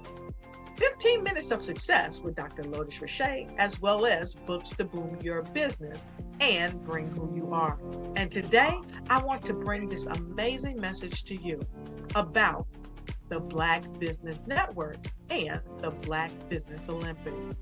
See, the Black Business Network and the Black Business Olympics is designed to help people just like you, that's right, that look like me, to take their business to the next level.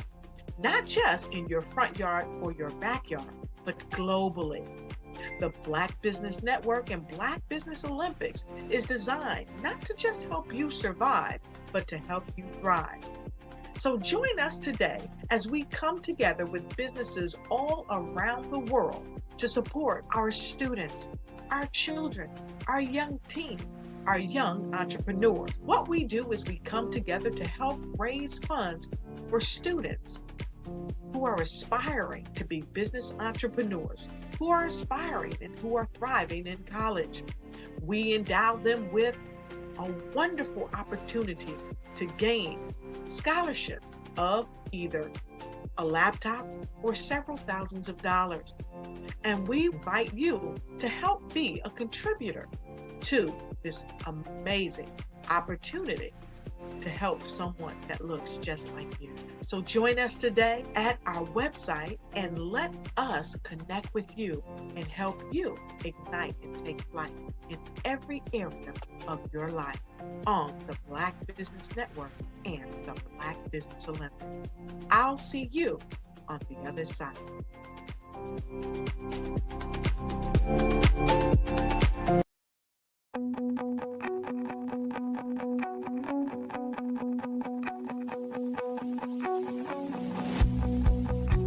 I am Black Business. From the moment I wake until the time I sleep. Yes, I am Black Business. I am Black Business. Tell me, are you Black Business? I am Black Business. Do you support Black businesses? Listen, I support Black business because I am Black Business. Black Business Expo, one of the largest business showcases in the history of Black business in the world. The world! Sign up today at www.blackbusinessexpousa.com or call 919-308-9090.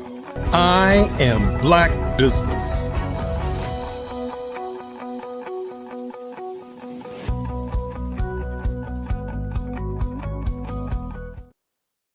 Hello and good afternoon, business owners, entrepreneurs, thought leaders, and corporations.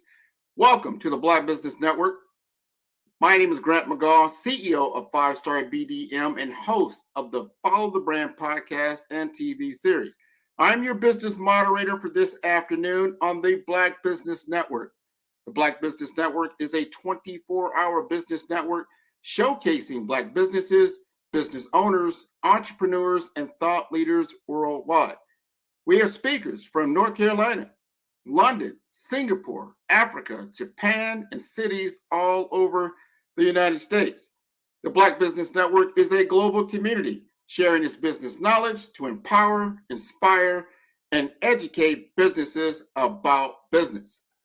Today, we have a featured speaker from my hometown right here in Miami, Florida.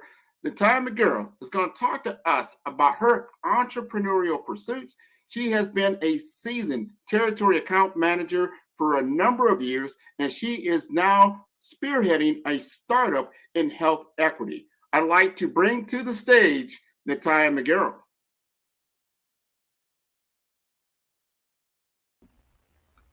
Why, thank you so very much, Grant. I really do appreciate such a warm welcome and introduction. I appreciate you for that. And I also appreciate this opportunity to share with you and your network and those that follow the Black Business Network what my organization is in place to do and how we hope to leave a footprint in this world as well. Well, this is wonderful, and I'm glad we have an opportunity. We're going to have a fireside chat So we can have a discussion. Me and you have worked together in the past with the National Association of Health Services Executives. I've served as president. You have served as president. You're currently serving as the national treasurer of the organization. And a Yes. part of that we've come together on is around health equity. You've started an entrepreneurial pursuit, a business. You have a for-profit and a nonprofit. Tell us a little bit about your corporation and what you're looking to accomplish. Absolutely, absolutely. So first of all, two things you said that just really resonates with just not only myself, but also the premise of the organization that I will share with you. Is you said that this organization, the Black Business Network, is in place to empower and inspire those, and that's exactly the premise that this organization, helping you help yourself company, which is the name of the organization that I have spearheaded in conjunction with Accelerate Now, really in place to develop and promote the really the core competencies of individuals looking to pursue industry professions in science, technology, engineering, mathematics, with an emphasis on healthcare. And so the company is multifold in the sense that not only will it develop the competencies and skill sets of those individuals, help them to truly dig in and identify their truest version of themselves, and to have that be displayed and expressed in the daily lives that they're living. But then also, the organization is in place to really support health equity from the standpoint of helping to monetarily support those that are financially challenged with paying for their health services in an environment where so many of us, myself included, are often hit with so many different life challenges that may impact our ability to have a healthy life. And so I want to be a part of that dynamic that helps to give the individual the power back to do the things that they need in this life. And so, in order to do that, I'm a firm believer that you have to dig deeper and dig beyond the surface of who you are from the standpoint of the roles that you play, and identify who you are internally and really tapping into that and bringing out those skill sets in order to thrive in those spaces with those roles that we all claim to have, or the brand. And I'm using air quotes because I've always struggled with that term, what's your brand? Well, really, your brand should be excellence, right? And that's what this organization is designed to do. We'll have you dig in and really grab hold of that seed that's within you, that is coming through to the world as an IT expert, as a nurse, as a accountant, as whatever it is, that thing, that title is that you're carrying. But what is it that's really supporting that? And that's the true essence of who you are.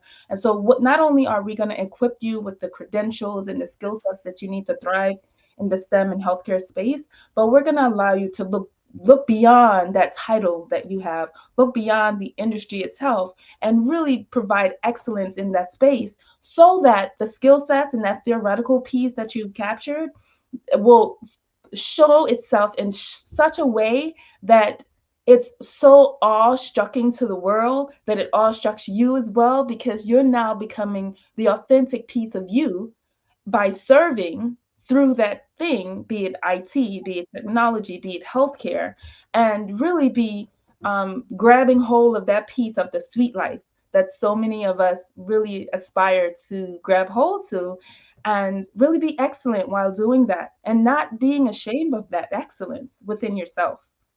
I love I love the story. I like the storyline that you're stating there. You've got to be more than your title, be more than Absolutely. what it says on your business card, who you are as an Yeah. individual. And then how can you excel in your excellence? Those are your words. I love that. Excel in your excellence. Let's back up just a little bit. I want to know a little bit about your why, because the why is so important as you start an entrepreneurial pursuit, because that'll be the foundation in which your business is going to thrive. You have been a career in sales. You've had a career in nonprofits. You understand these different organizations, different companies, all these different things that you've had experiences in. Why are you now pursuing this particular endeavor? Great question, Grant, and I'm glad you asked it, because it goes back to an even more deeper story. This company, actually, the foundation of it was birthed 15 years ago when I was nothing but a freshman in college. And that came as a result of me going through the Inroads program.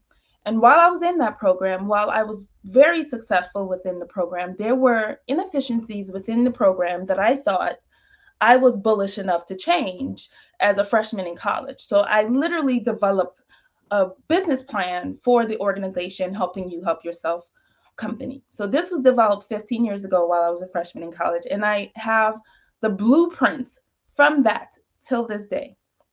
And so as I moved throughout my career, this idea of servant leadership just somehow seemed to follow me. And everything I did, but whether it was professional or personal, there was a core focus of being there for others and having such an open heart and just being authentic and being kind and true to others. It didn't matter what I did. It didn't matter if I was a territory manager and now strategic account manager. It didn't matter what the title was.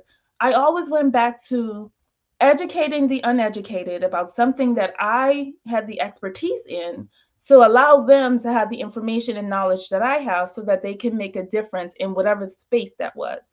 And so with that concept in mind, that's how I live my life. I just really try to be authentic. I try to be open and I try to allow space for myself to make mistakes, but then also for others to make mistakes. And as I'm living this way, this idea of equity just organically evolved into my realm of existence.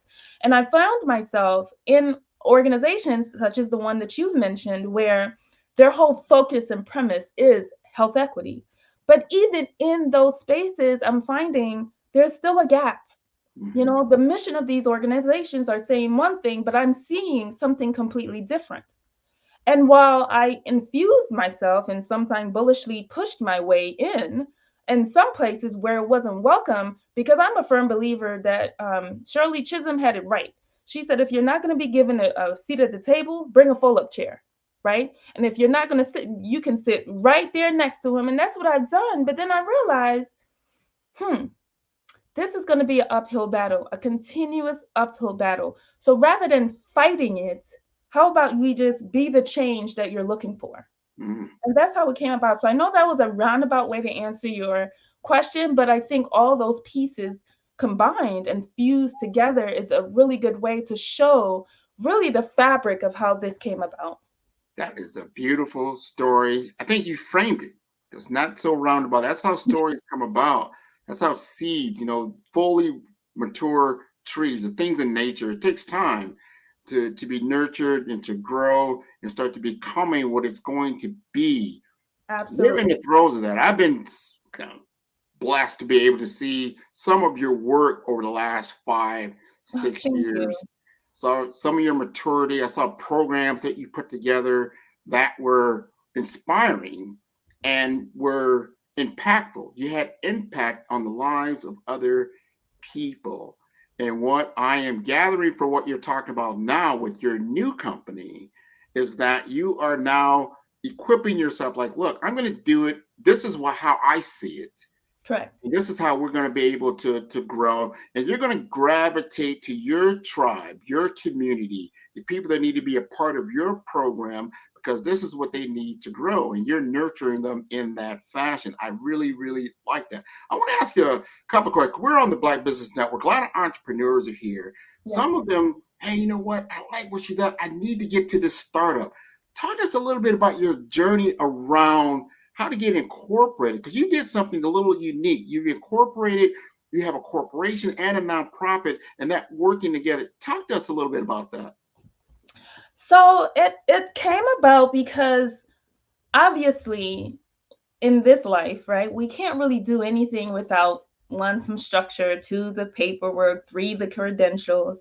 So all these various things have to be in place, and you, the entrepreneur, have to have a clear understanding of your endpoint, right? I think you have to start with the end in mind. And as you're doing that, or for me at least, as I did that, I realized, yes, there is clearly a profitable component here, But with profit, there comes a lot of ups and downs. There's so many red tapes, and there's so much associated with for-profit entities. And I think it takes away from the core of what I was aiming to do, which is the equity component.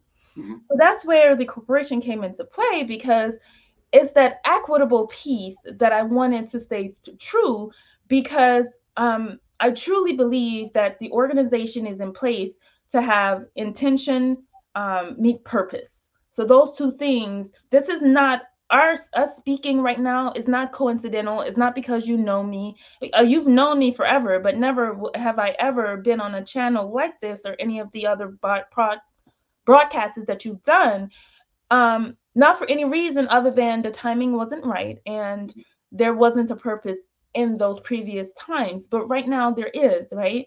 I think we're in a season of so many turmoil just around what's happening in the world, the climate, this whole idea of diversity, equity, and inclusion, that whole atmospheric climate there and what's happening in that space, people feeling a bit lost, people losing their jobs, not feeling as equipped to do the things that they need. And so the corporation piece of it, I felt was definitely necessary because it's a way for me to give back.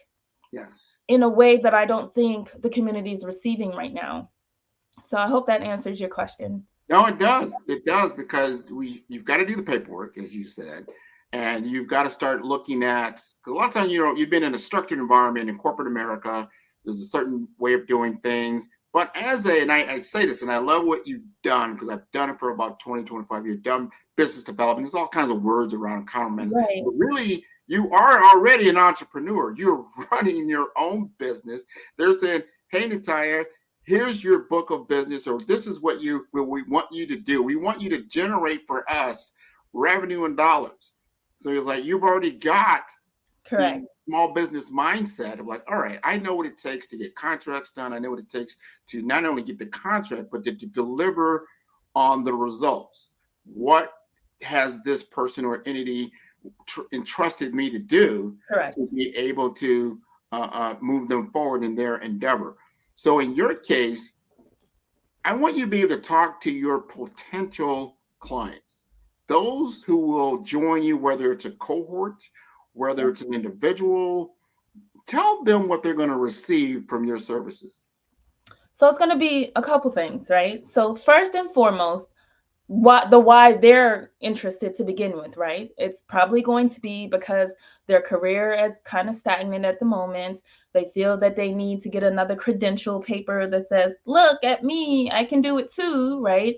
But they're going to get that in a way that is sustainable, not just for the company, but also for them. They're going to get ongoing training in that space, be it science, technology, engineering, mathematics, or healthcare. They're going to get consistent training. They're going to be placed with an advisor to help guide them through that career mapping piece, because a lot of times people think they know what they want and they think they got it figured out until they realize, wait a minute, I don't really have this figured out. In fact, I thought I was going to be an accountant. Can you imagine me sitting in a room doing audits all day?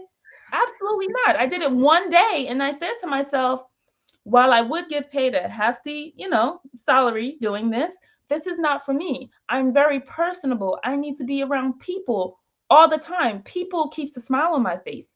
And whether they're positive or negative, I just like people. I like to help them, even if they don't deserve to be helped. Because a lot of times those people, they'll realize in the back end where they need to change because there are things within them that haven't been fixed. So that brings me to my next point. Being excellent, right? Everybody wants to be famous. So you'll see people cutting corners and hopping over you and slapping you and throwing you down, pulling you down, trying to get famous, right? But what they don't realize is if you just focus on being great, just within your space, just be great within your space, whatever that looks like, you will get that visible confirmation, affirmation that you're seeking without the fame, right? Martin Luther King once said that everybody's seeking, looking to be famous, and I might be butchering his exact words, but he says everybody wants to be famous, but not everybody will be famous, but everybody can be great. Yes. And as simple as, remember, I'm sure you can remember the time you went to a fast food restaurant and they gave you an extra chicken nuggets, or they gave you extra sauce because you asked for it, and you're like, oh my God, thank you so much. That was that person in that space being excellent, right? Delivering excellent customer service. And so this company helping you help yourself will help you to dig deep enough to tap into that. So your greatness goes beyond, again, your title, because I think a lot of us, we're so trapped on this belief that you're the CEO or you're the this or you're the that. No, I want to shift that in such a way that I truly get people to understand why serving is important. And when you serve, the fame and everything else that you're seeking just will follow you in such a way that you're like, wow, you shocked yourself, right? You're going to get what you need to get the title and maintain and sustain the title, but then you're going to go beyond that. And then that, I believe that that will help to shape this world in such a different way. And even if I hit one person, just one, I think I've done a good job, because then that one person will do the exact same thing and hit another person. And it just takes one.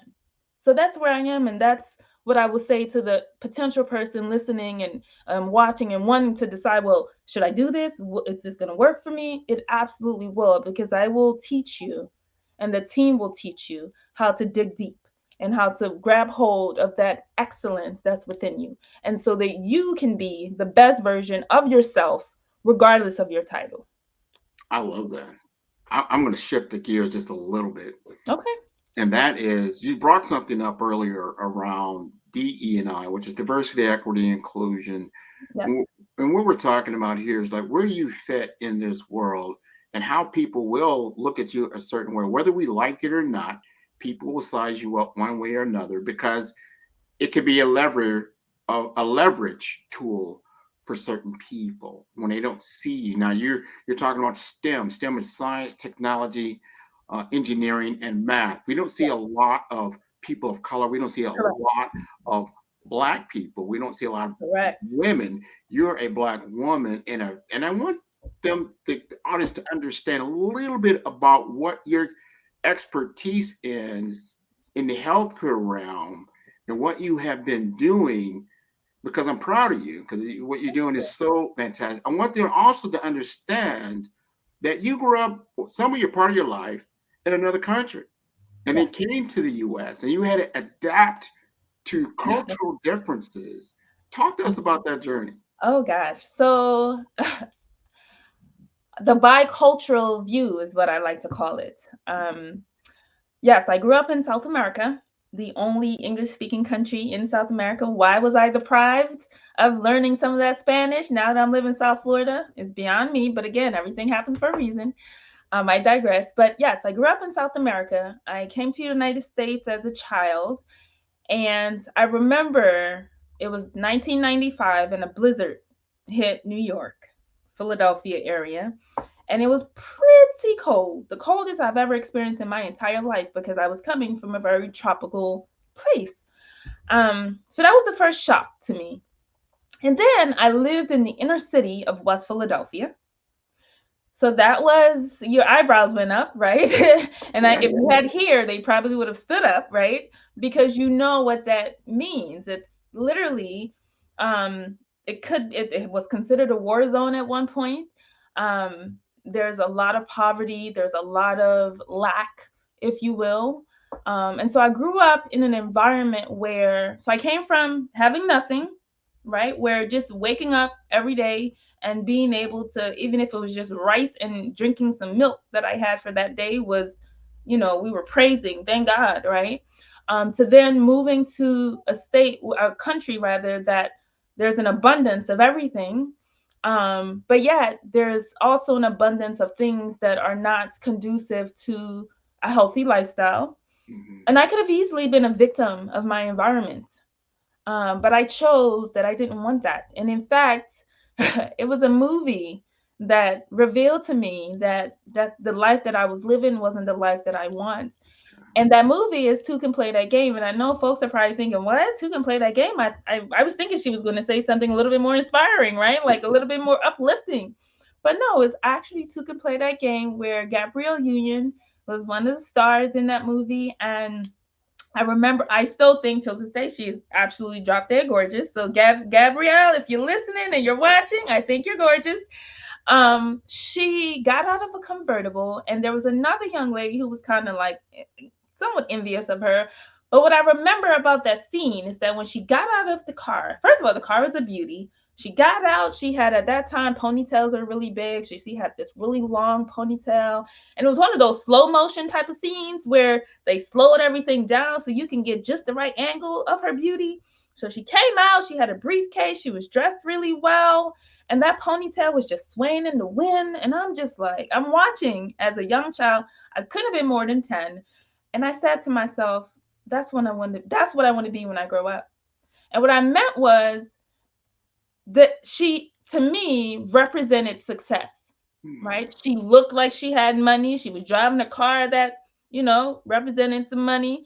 And she would look with the briefcase like she was professional. And that's exactly what I was able to accomplish. It didn't matter to me, what I was doing, as long as I was doing something to change the trajectory of not just my life, but the life of all the young people in my family to follow, so that they have a representation of success. Because that's what Gabrielle served for me as that child sitting on that floor watching Toucan play that game. I probably shouldn't have been watching that movie, but that's another story for another day with my mom. But that was it. It was the appearance and the representation of success for me that have continued putting a fire in my belly that I just cannot out. And as I go through life, this idea of excellence just keep resonating. And how do I show up, right? How do I show up authentically, not for self, but for everyone and everything around me to really make an impact? Wow. All right. And that's my cousin you're talking about, right? Well, tell her I think she's beautiful. I will let her know, especially when she comes out to the next family reunion. She is very beautiful. Her whole family is beautiful. And D Wade, I'm not going to call him beautiful, but they live a good life at what they're doing. But we want to answer that second question. I need people to understand. You just gave us the background of where you came from, but yet you are doing work that is, first of all, it's very impactful, but it takes intelligence to do. You're able to do that. You're able to get your degrees, and you're able to now live that Gabrielle type lifestyle. You got the car, you got the hair, you like, yeah, you're whipping it now. Tell us a little bit about that.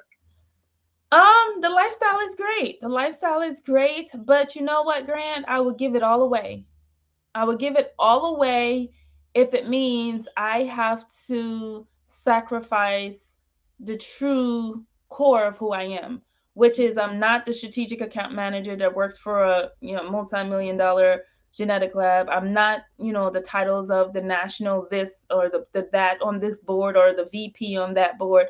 I'm none of those things, because at the end of the day, when it's all said and done, and I don't mean to get morbid, but the end is inevitable for all of us, and we have to face ourselves at that point. None of that really matters, right? And it's really what's at your core. And because of what's happening in the world, and because of what I see around the various places that I'm playing in and moving into and navigating, this is necessary. This is necessary work to help, not only, to your point, change the landscape of the people that we see in STEM and healthcare, and keep them there, right? Because the program is designed to not only train them and get them to those places, but then work with the organizations to keep them there, right? And if there's a challenge with that individual at that institution, that we have a dialogue to identify what is the challenge. Because a lot of times people that look like us, they have the same skill sets with people that don't look like us. And it's because of the various lived experiences and the inability to navigate those spaces is what caused the person that looked like me to get the door and the person that don't look like me to stay. Because I give you this quick example, because I know you probably have other questions. I travel a lot for my current profession. And in my travels, one of the things I'm committed to do is to be more observant as I'm traveling, because people throw around this word diversity, equity, and inclusion, and you're being racist and you're being this a lot. And I don't believe racism actually exists. But that, I know I'm opening a can of worms there, but I don't believe it exists. That's my personal opinion. And the reason being is because we are all, you, me, and the next person listening, we are all subjected to a life of our lived experience, right? And so I lived in a ghetto at one point. I've been exposed to drugs and guns and all these things, but my white counterpart may not have, right? And so if I am to talk about these things and they look like, oh my God, she is a bit, rough around the edges, they're in their right mind to say so, because why? They don't have that lived experience. They don't understand, right? So that's the one piece. But the really good quick example is I was on a plane.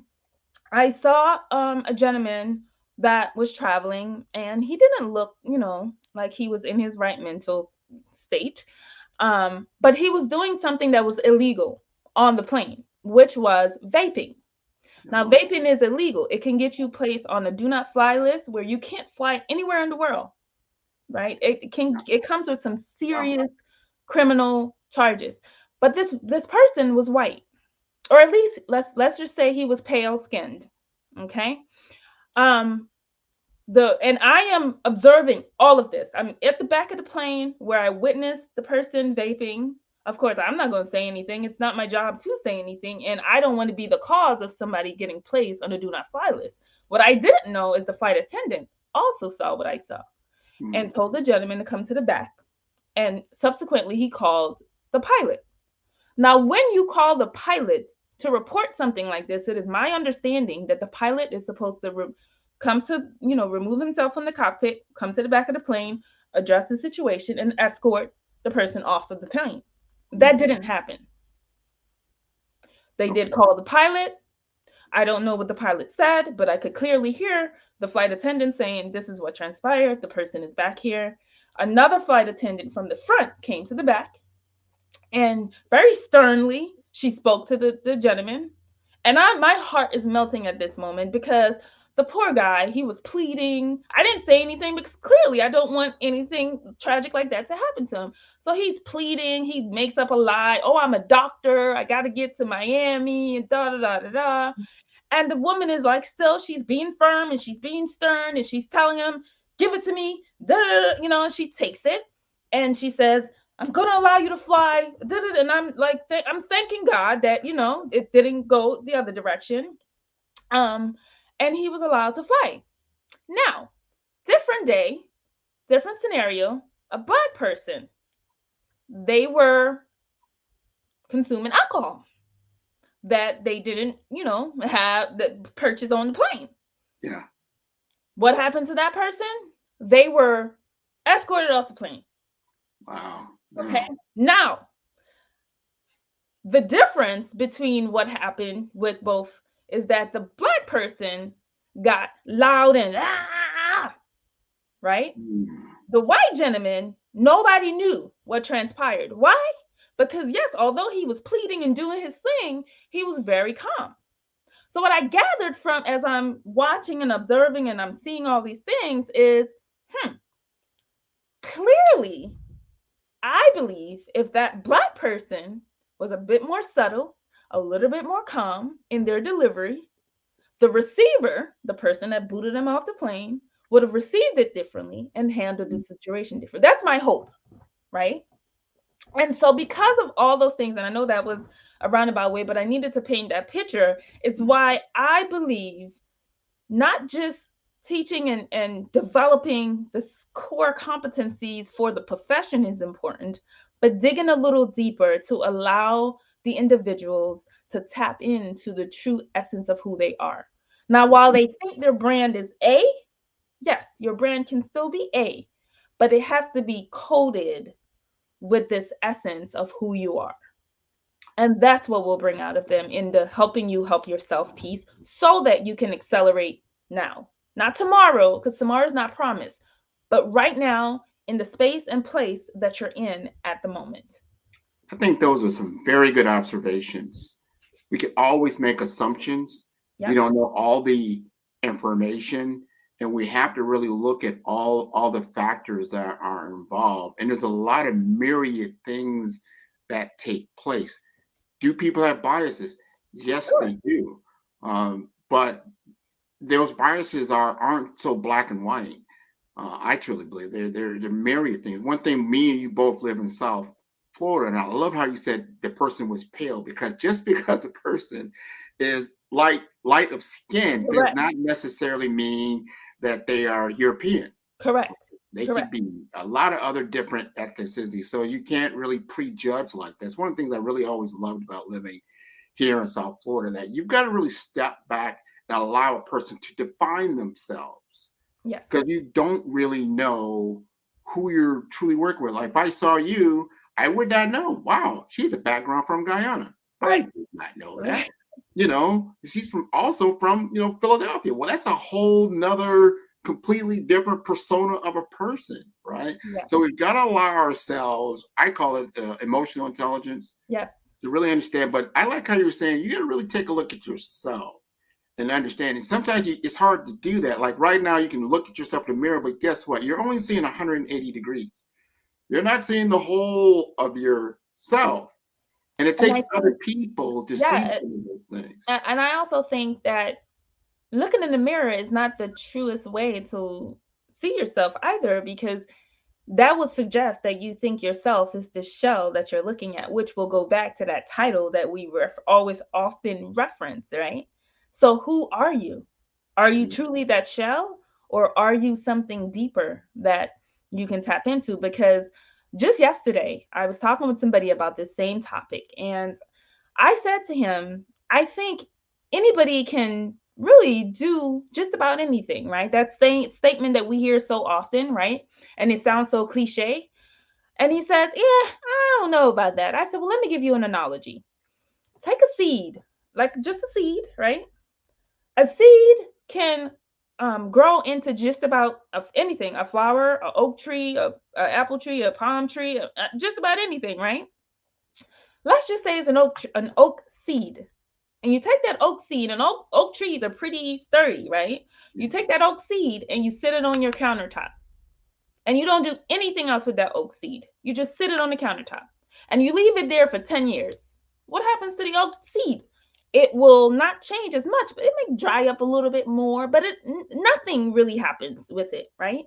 But if you take that same oak seed and you bury it under some dirt, just bury it, you've just changed the environment.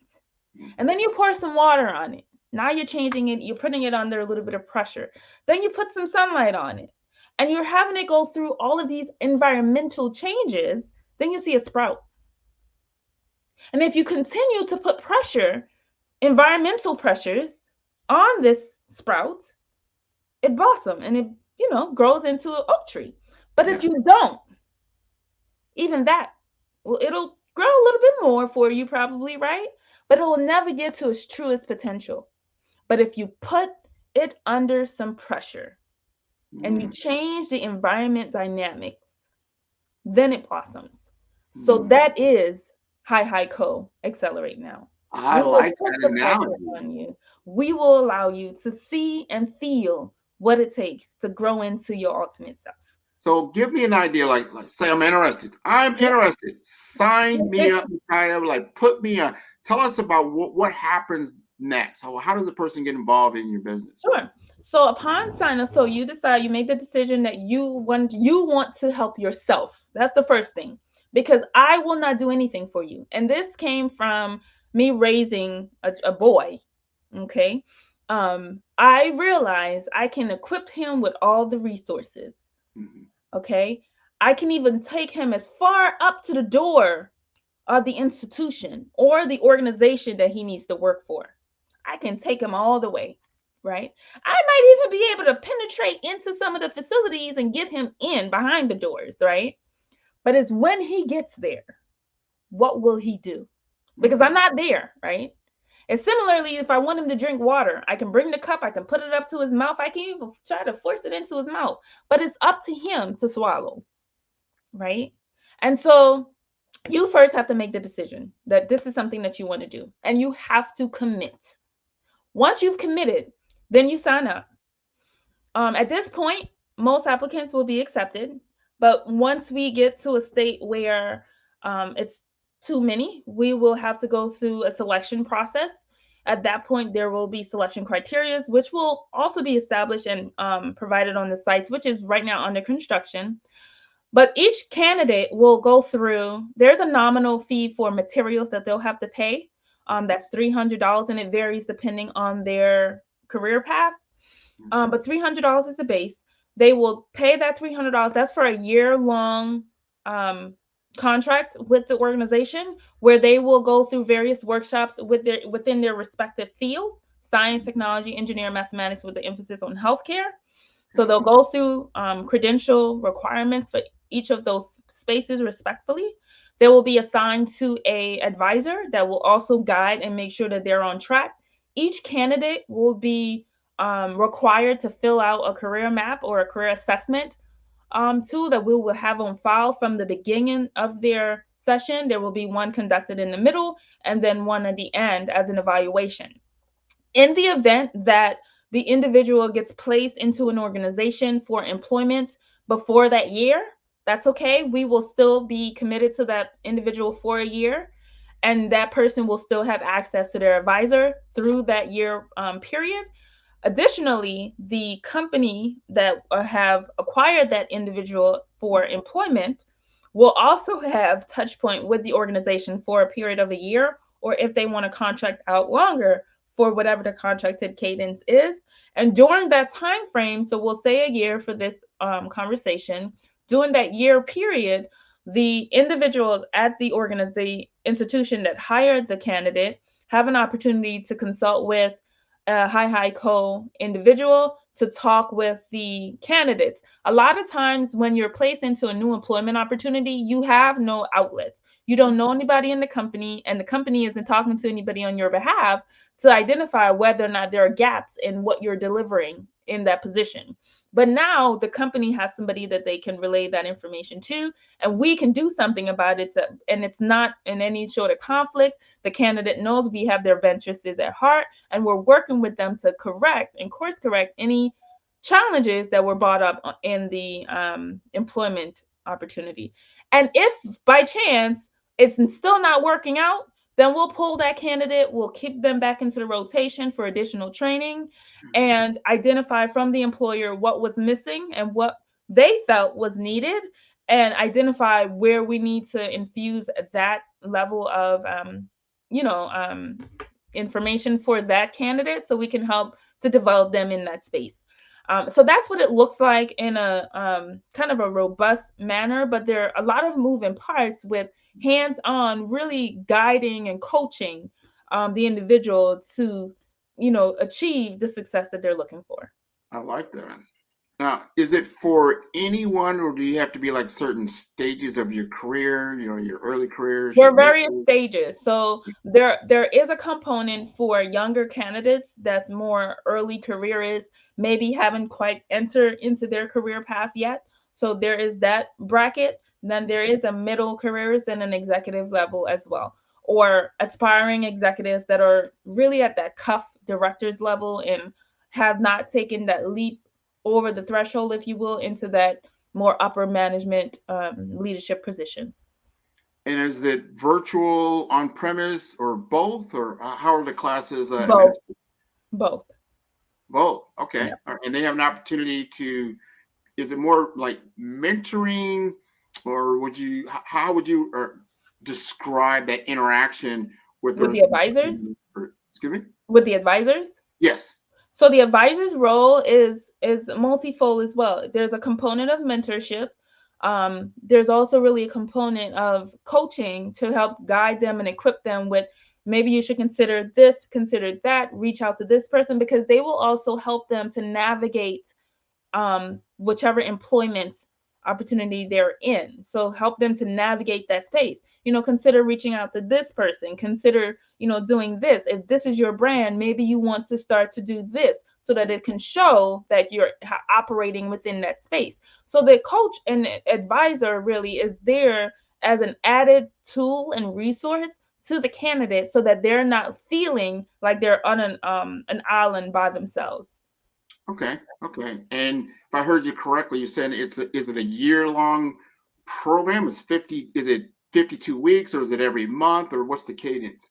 So it's per quarter. So once a quarter, there'll be a workshop designated to each of the various or categories. So science, technology, engineering, mathematics, with the healthcare component.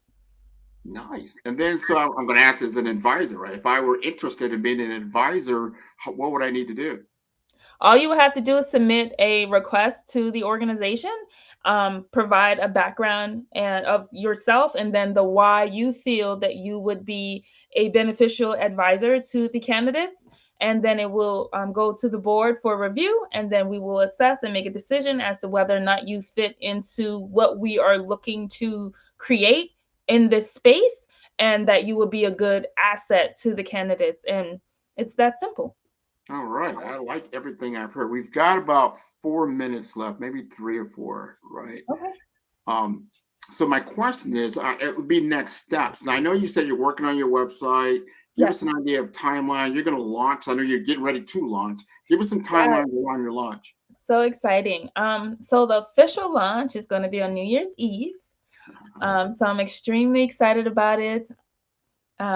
We will be hosting a New Year's Eve soiree and an after party where folks will get an opportunity to really hear all about what we're doing. We're also going to set the agenda for 2024. The website will be up and running in Q1. There are some moving pieces that we're working through, but there will be a landing page there by the end of January, so that everyone has access to that information. And we would absolutely love for you to, check us out, review all the great things that we plan on doing in 2024. There will be some health equity sponsorship for health services offered in 2024. But more importantly, we invite you to come along for the journey.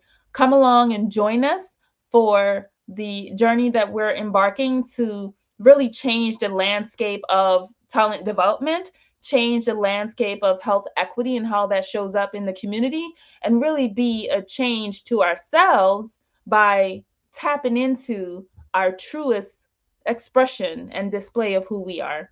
Well, this has been wonderful. I want to thank you so much for being part of the Black Business Olympics, a part of the Black Business Network, part of our world. What you're doing is wonderful. Cannot wait for the launch. Genius is coming, and I'll see you on the other side. Thank you. Bye. Bye-bye.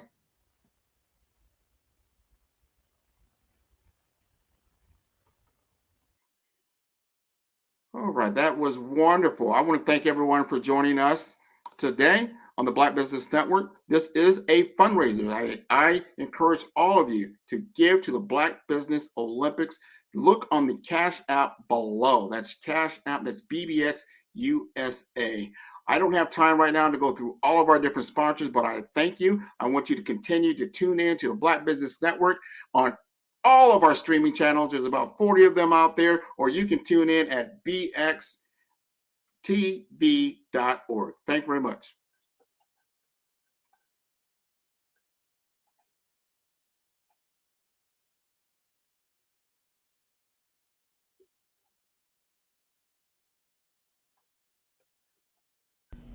Why do I do what I do? You know, my life coach asked me that a few years ago. And she said, Tony, what's your why? And I told her, and she said, girl, you've already accomplished that. Perhaps you need a new why. Hi, Tony Harris, Amy Hoydu with Say It Said Marketing, one of your students. And just wanted to say thank you, Tony Harris, for spending so much time with me and giving me that boost in my business that I so drastically needed.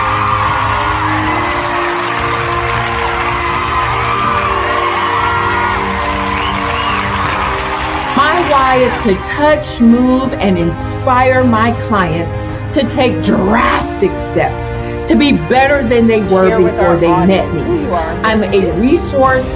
I'm a connector. I want to help people build deeper relationships that are beneficial to their life and business. that's what I do best. So, first thing you got to do is show up. And speaking is a way to magnetically attract your ideal client to you. How many of you use social media that way? Absolutely. And this is how you look to the world. Drastic steps are the steps that are needed to be successful. And my business is drastic denotes a mindset. Getting out of your comfort zone. Doing something that you don't necessarily feel comfortable doing, want to do, but you know it's a necessary step to be successful in your business. I get the most satisfaction when I see my connections flourishing into relationships long after I am gone. Hi, my name is Jasmine Augustine with Media Jasmine, and I've joined several networking and referral groups in the area.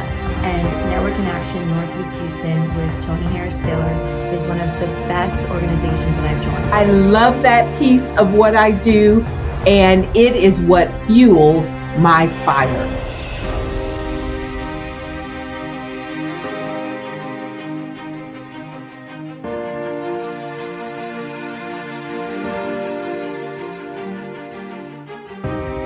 My name is Tony Harris Taylor, saying take a drastic step today for a fantastic tomorrow.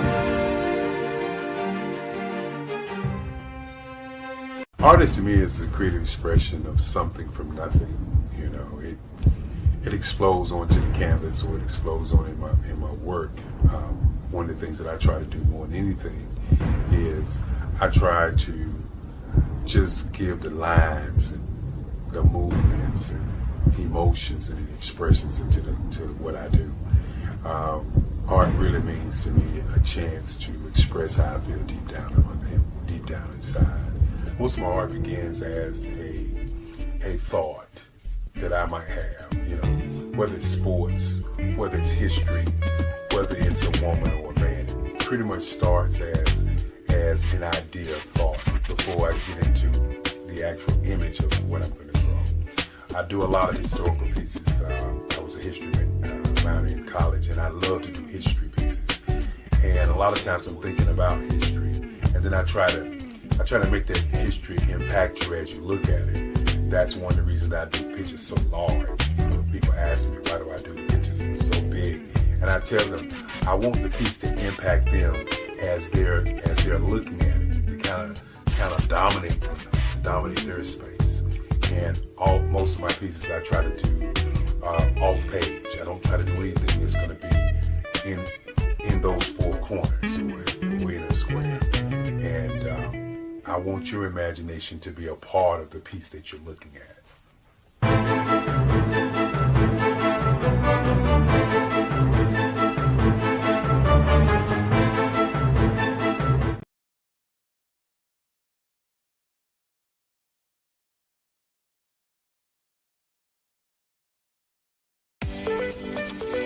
You are in the right place at the right time. The Black Business Network opens again for its Black Business Olympics, a 24/7 broadcast on business, strategies, global branding, social media marketing, finance, advertisement, and much, much more. Featuring the top, most powerful entrepreneurs and speakers and thought leaders from all around the world as they gather together for this phenomenal event. Join the Black Business Network streaming live into the metaverse, STEM City, USA, Black Multiverse, Pod TV, Roku, Hulu, iHeartRadio, Apple TV, YouTube, TikTok, Instagram, Google Podcasts, Facebook, LinkedIn, IBM TV, Spotify, and Twitch. Tune in today and be a part of this amazing movement. The Black Business Olympics welcomes you.